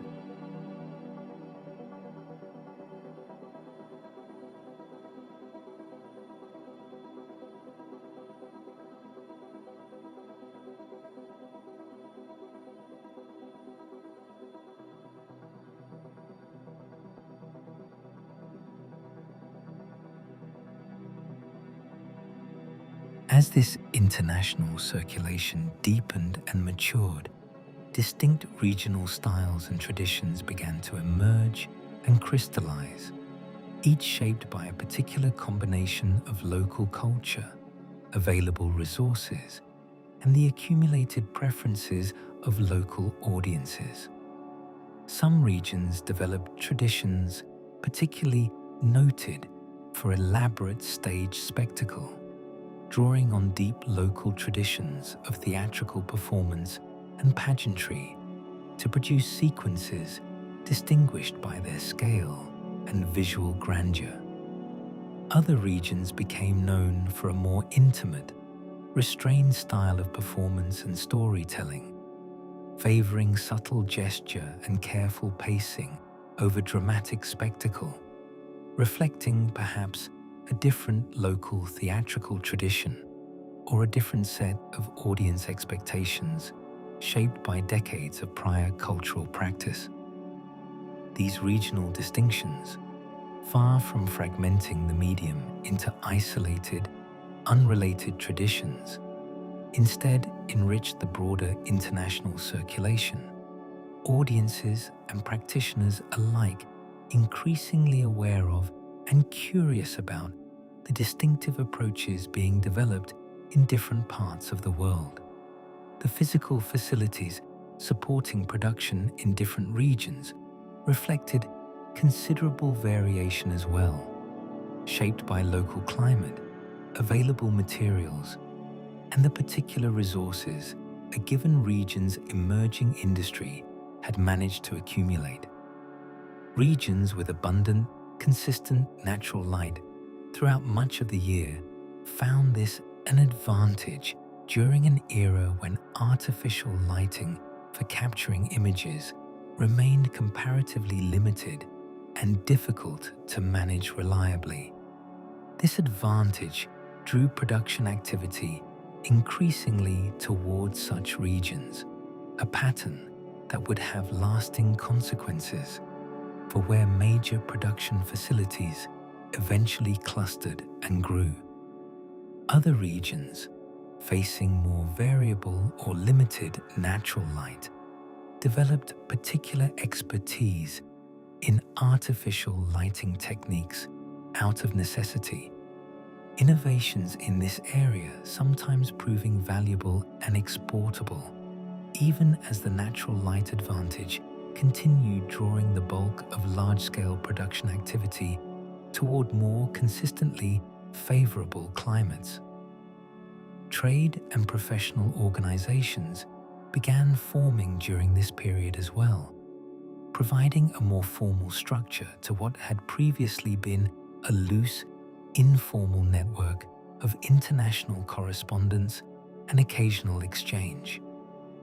These organizations facilitated more structured cooperation between practitioners in different regions, established shared standards and best practices that could be more easily communicated and adopted across international boundaries, and provided forums sometimes through published bulletins or occasional international gatherings where practitioners could share developments in technique, technology, and business practice with counterparts working in entirely different parts of the world.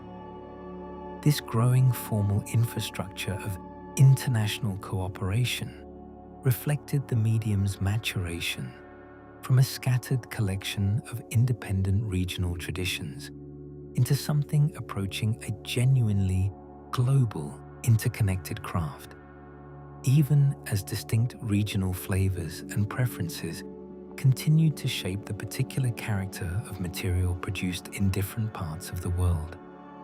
Financial and business practices surrounding this growing international trade also required considerable development and adaptation during this period.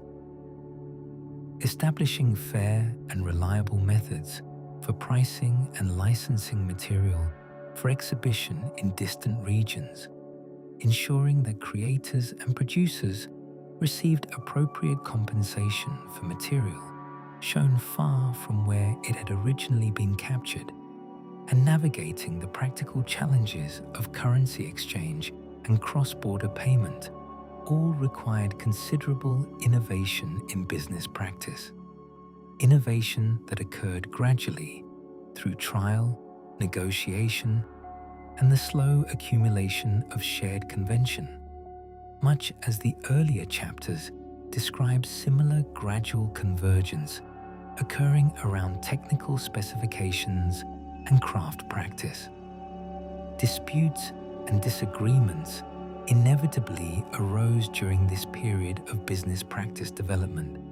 Disagreements over fair compensation, over the unauthorized duplication and exhibition of material without proper licensing, over the appropriate boundaries of creative and commercial rights in this still relatively new medium. These disputes, uncomfortable as they sometimes were for those involved, gradually contributed to a clearer, more widely accepted framework of business and legal convention surrounding the international trade in captured material. By the close of this period of global connection, the medium had transformed from a collection of largely independent regional traditions into something genuinely international in scope and character, material and technique flowing steadily across borders and oceans. Regional styles enriching rather than fragmenting a broader, shared international craft, and increasingly formal structures of cooperation and business practice, supporting the continued growth of this remarkable, still relatively young form of shared entertainment. Audiences in far-flung corners of the world now shared, however imperfectly and with whatever local adaptation their particular region's exhibition customs imposed, a genuinely common cultural experience, gathering in darkened rooms to witness captured light and shadow, moved by performances captured in distant places, united by the same fundamental, ancient human need for shared story and shared witnessing that had first drawn people to gather around a fire and watch shadows dance upon a stone wall so many centuries before.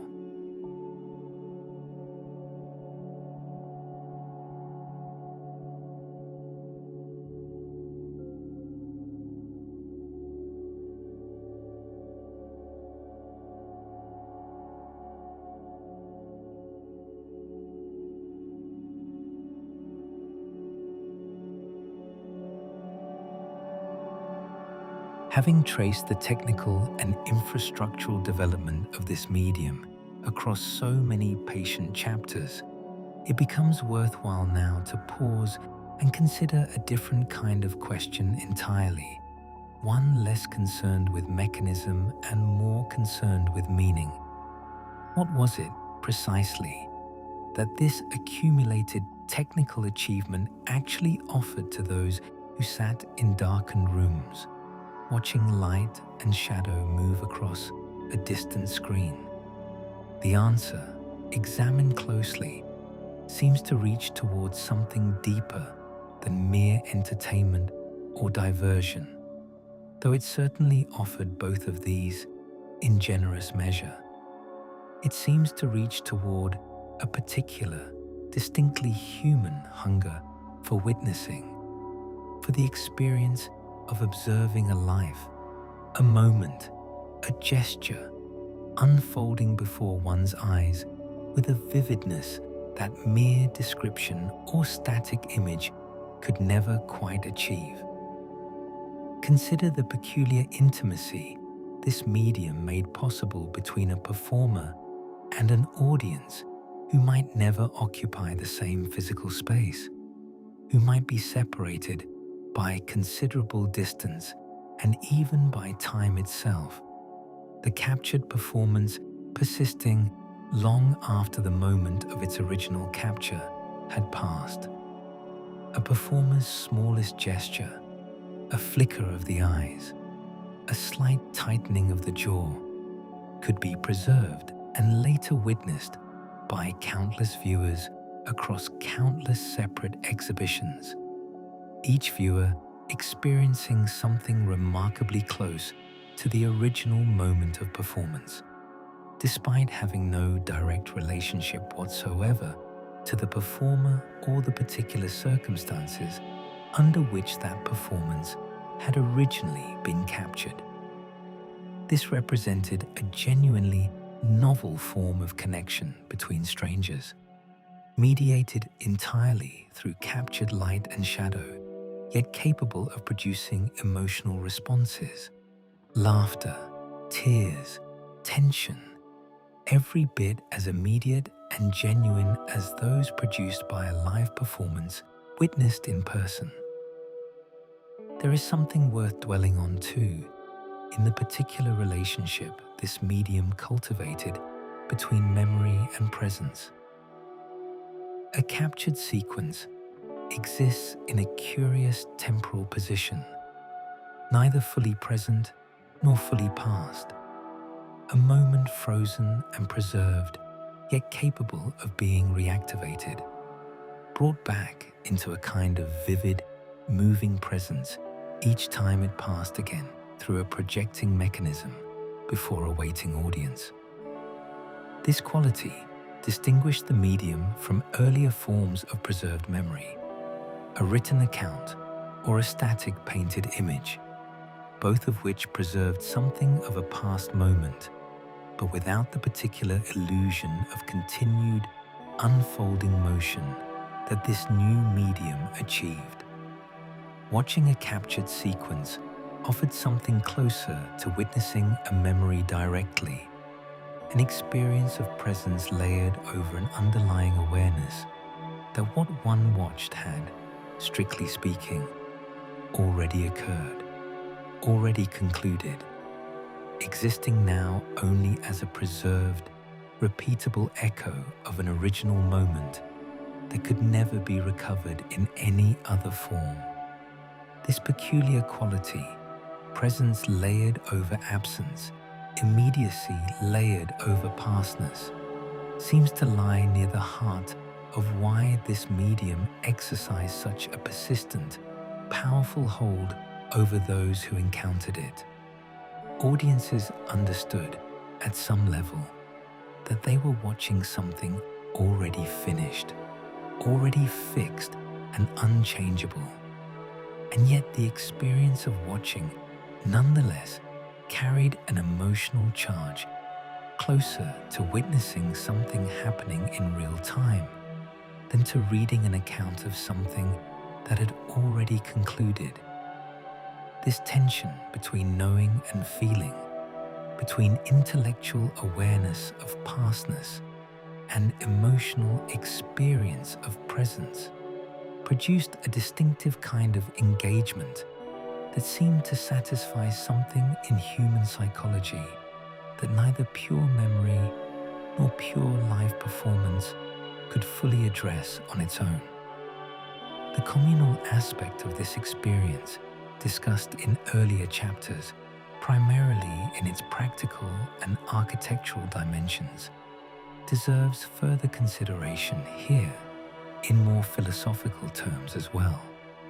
There is something significant in the fact that this medium, despite its capacity to preserve and repeat a captured moment indefinitely, remained overwhelmingly experienced communally in darkened rooms shared with strangers rather than in private, solitary viewing. This communal quality connected the medium back to those ancient origins described in the opening chapter: the shared fire, the shared shadow play, the fundamental human preference for witnessing significant, moving stories in the company of others rather than entirely alone. Even as the technology of capture and projection grew increasingly sophisticated, this underlying communal impulse persisted, suggesting that whatever this medium ultimately offered its audiences, it offered something that seemed to matter more, to resonate more deeply when experienced together rather than in isolation.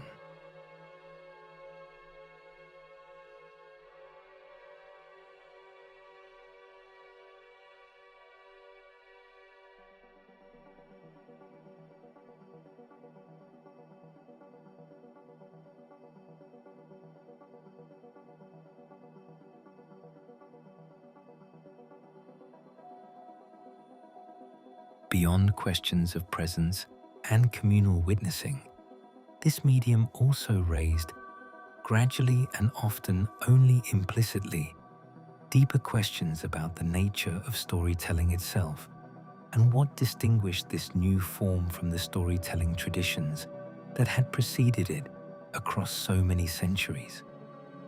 Earlier storytelling forms, whether spoken, written, or staged, had always relied on some degree of active imaginative participation from their audience, a listener or reader constructing images and scenes within their own mind based on the words or performance before them.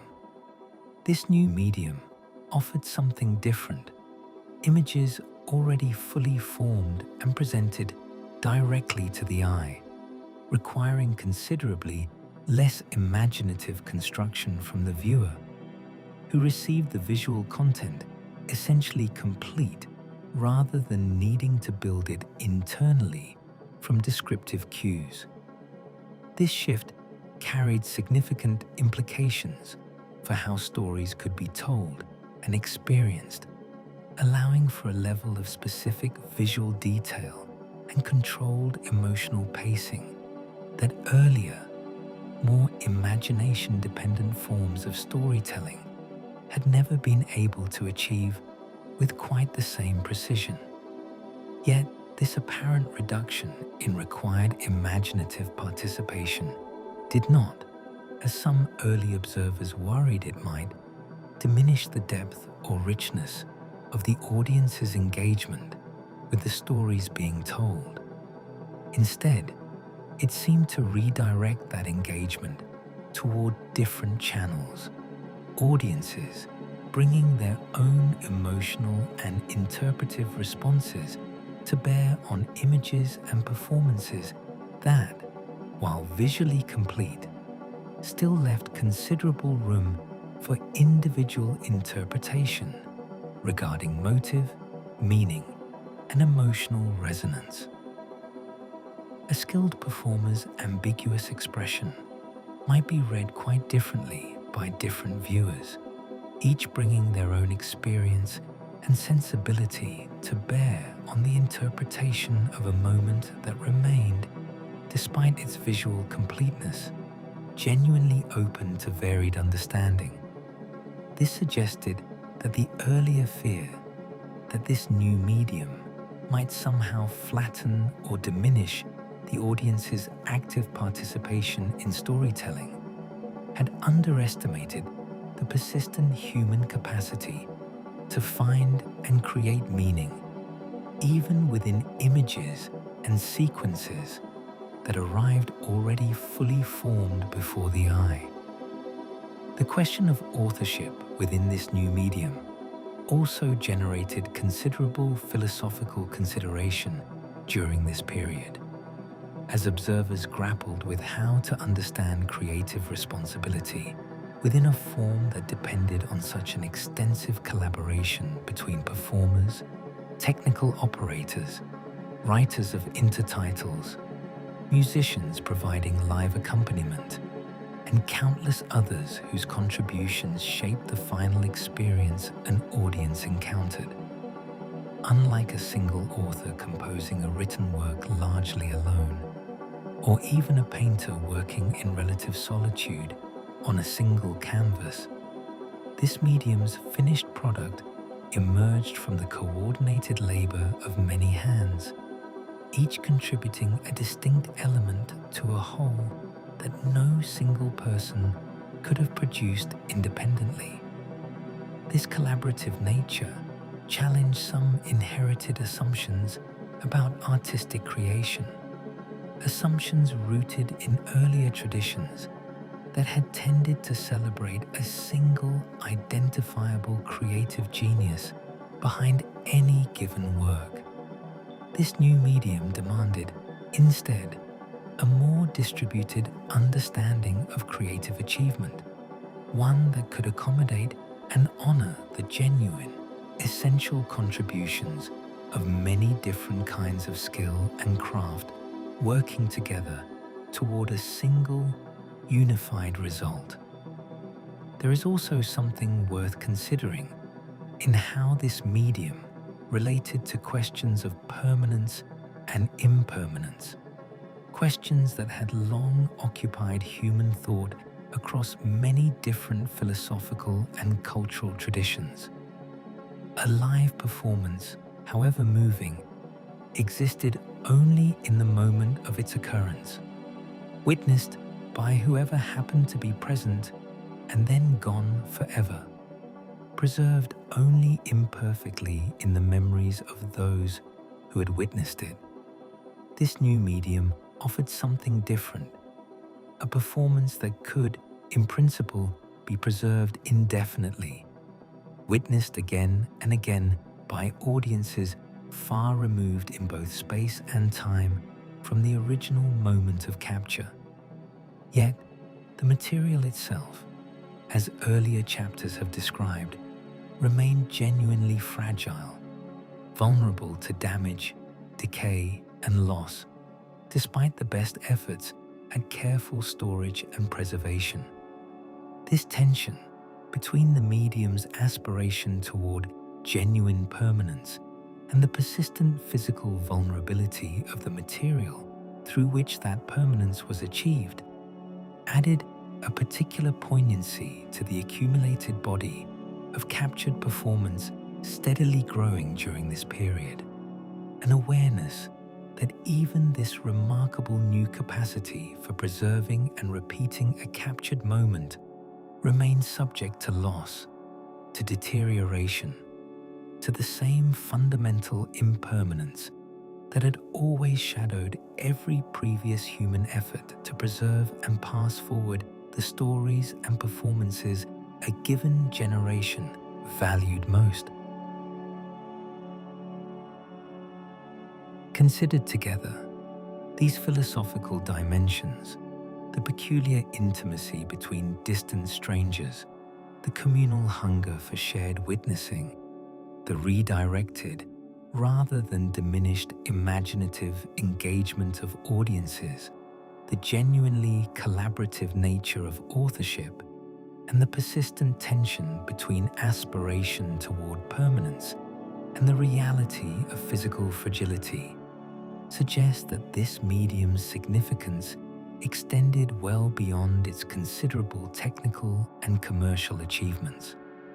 It had become, by this point in its development, a genuinely new way for human beings to tell each other stories, to witness and be witnessed, to preserve and share something of their particular moment for audiences who might never otherwise have any connection to the original circumstances of a story's telling.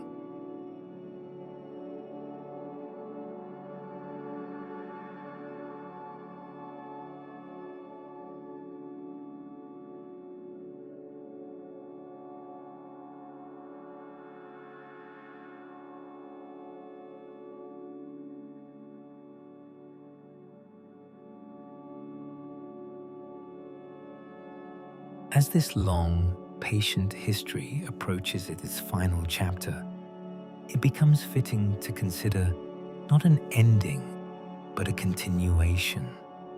The way this accumulated craft, built across so many scattered decades of careful technical refinement and gradual cultural development, carried within it the seeds of transformations still waiting to unfold. The silence that had defined so much of the medium's early character, discussed at length in earlier chapters, represented not a permanent limitation, but simply the current boundary of what accumulated technical knowledge had thus far achieved. Even as audiences settled into the particular rhythms and conventions of silent viewing, quiet experimentation continued in workshops and laboratories scattered across the same broad international network described in the preceding chapters.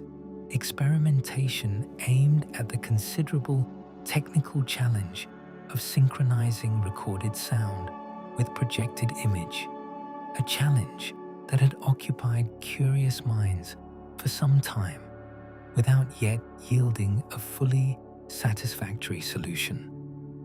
The technical obstacles standing in the way of this synchronization were substantial, requiring solutions to problems quite distinct from those already solved in the realm of capturing and projecting visual sequences.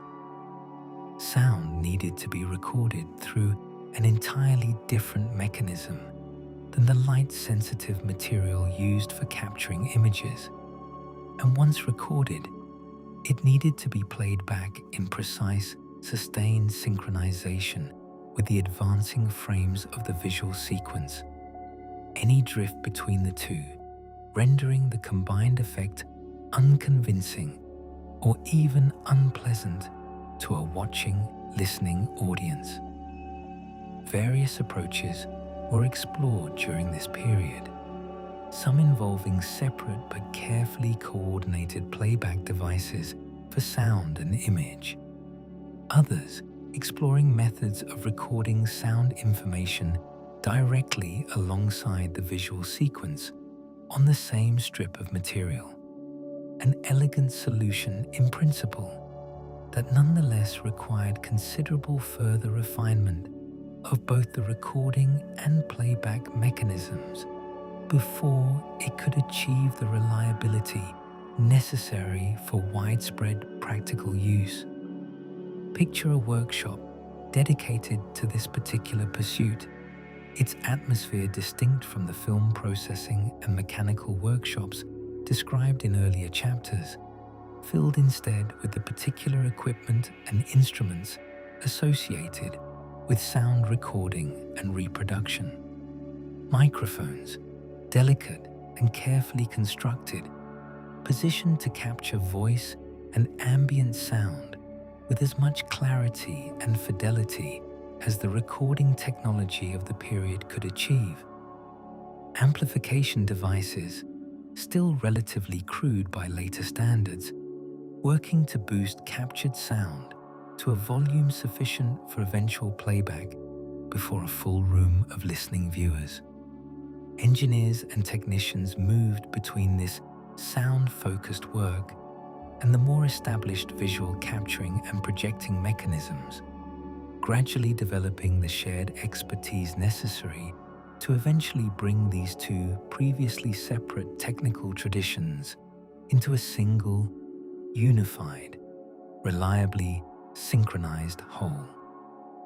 The eventual arrival of reliable synchronized sound, when it finally came, carried consequences that rippled through every aspect of the craft.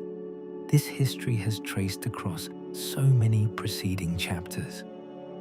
Performers who had spent years developing the particular heightened physical vocabulary of expression and gesture suited to silent performance now faced the considerable challenge of adapting their craft to incorporate spoken dialogue, a skill requiring different training and different instincts than the purely physical performance style the silent era had cultivated and refined. Musicians who had built entire careers around the improvised, responsive art of live accompaniment found their role transformed as recorded musical scoring increasingly took the place of live, in-room performance. Writers who had honed the particular compressed, economical craft of intertitle composition turned their attention instead toward the considerably different challenge of writing spoken dialogue, a form requiring its own distinct sensibility and skill, quite different from the visual, gestural storytelling techniques that had dominated the preceding decades.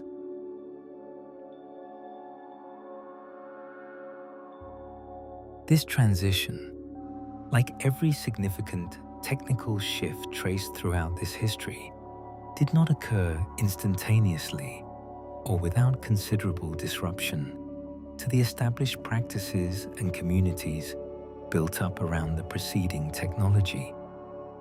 Some practitioners, deeply skilled in the particular craft of silent performance and storytelling, struggled to adapt fully to the new demands sound synchronization imposed.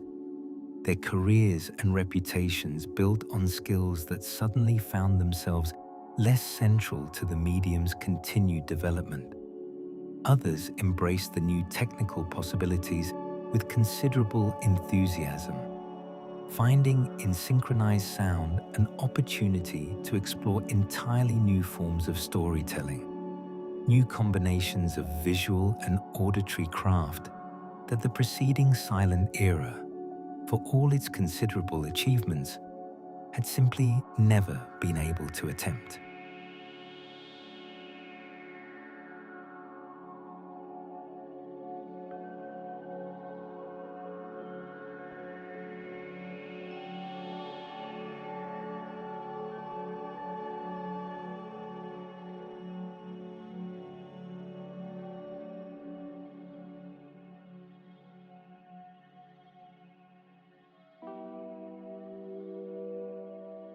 As this history draws toward its conclusion, it is worth stepping back to consider the broader pattern this long, accumulated story has revealed across its many preceding chapters, a pattern that seems likely to continue shaping this medium's ongoing development. Long after the particular technical milestones described in these pages have themselves become historical curiosities in their own right. Time and again throughout this history, apparent limitations, the absence of synchronized sound, the constraints of black and white imagery, the fragility of early materials, the difficulty of capturing genuine motion at all, have served not as permanent boundaries, but as temporary conditions awaiting the next patient accumulation of technical refinement to overcome them. This pattern suggests something important about how this particular craft has always developed, not through sudden, isolated leaps of singular genius, but through the steady, distributed labor of countless hands working across generations, each contribution building on those that came before, each small refinement making the next slightly larger advance somewhat more achievable than it had been previously. Consider, too, how consistently this medium's technical development has remained entangled with questions of craft, culture, and human meaning, rather than unfolding as a purely technical story in isolation. The chemists refining light-sensitive materials in quiet workshops, the engineers perfecting the precise mechanical timing of advancing claws and rotating shutters, the architects designing sightlines and seating for purpose-built venues, the performers developing expressive vocabularies suited to silence and later to synchronize sound, the writers compressing meaning into brief intertitles and later expanding into full spoken dialogue.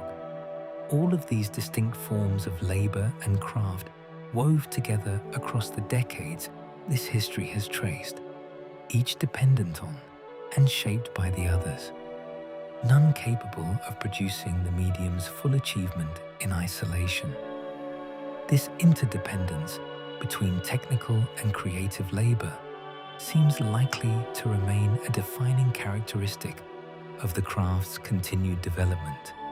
Whatever specific technical innovations still lie ahead, still waiting to be discovered through the same patient, accumulated experimentation, this history has documented across so many preceding chapters. The communal, shared quality of the viewing experience, traced back in the opening chapter to ancient fires and shadow plays performed on stone walls, has persisted with remarkable consistency across every subsequent stage of this medium's technical evolution. Despite dramatic transformations in capturing technology, in projection mechanisms, in the incorporation of sound, in the standardization of practice across an increasingly international network of production and exhibition, the fundamental experience this medium offers has remained rooted in that same ancient human impulse towards shared witnessing. Strangers gathered together in a darkened room, attention focused collectively on the same unfolding sequence of light and shadow. This persistence across such considerable technical change suggests that whatever further transformations await this medium in the decades ahead, this underlying communal quality, this deep human preference for witnessing significant stories together rather than entirely alone, is likely to remain a defining, essential characteristic of the experience, regardless of whatever new technical capabilities future accumulation of craft and knowledge might eventually make possible.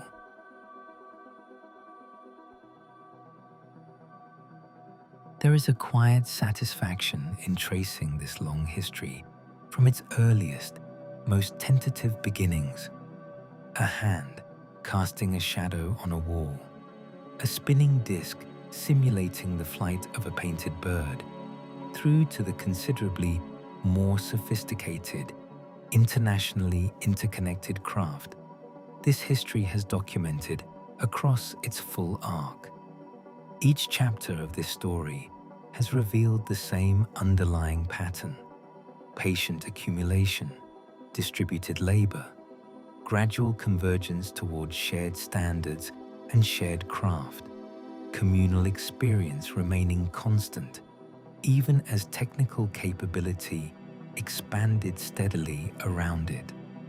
This pattern offers, perhaps, a useful way of understanding not just this particular medium's history, but something more general about how significant human achievements tend to unfold across time, rarely through sudden, isolated brilliance, far more often through the accumulated, patient contribution of countless hands, each adding some small increment of refinement to a shared, ongoing project that no single person could ever hope to complete entirely alone. And so this history, reaches its natural resting point, not because the story itself has concluded, but because every history must eventually pause somewhere, even as the underlying craft it describes continues its patient, ongoing accumulation of refinement and possibility. The workshops continue their quiet experimentation. The performers continue developing their craft. The audiences continue gathering. In whatever form the venues of a given era happen to take, drawn by that same ancient, persistent human hunger for shared story and shared witnessing that first drew people together around a fire so many centuries before any lens had been ground, any material coated with light-sensitive substance, any mechanism built to capture and project the moving shadows that had, from the very beginning, held such a particular and enduring fascination for the human mind.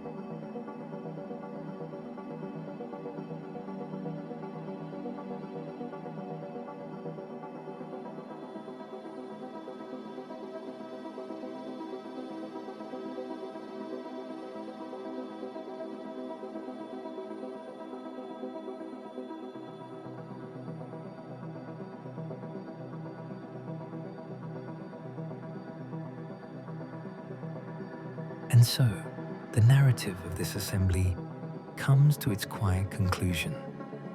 Whether you are still awake, or whether you have already drifted into a deep and peaceful sleep, know that you are exactly where you need to be.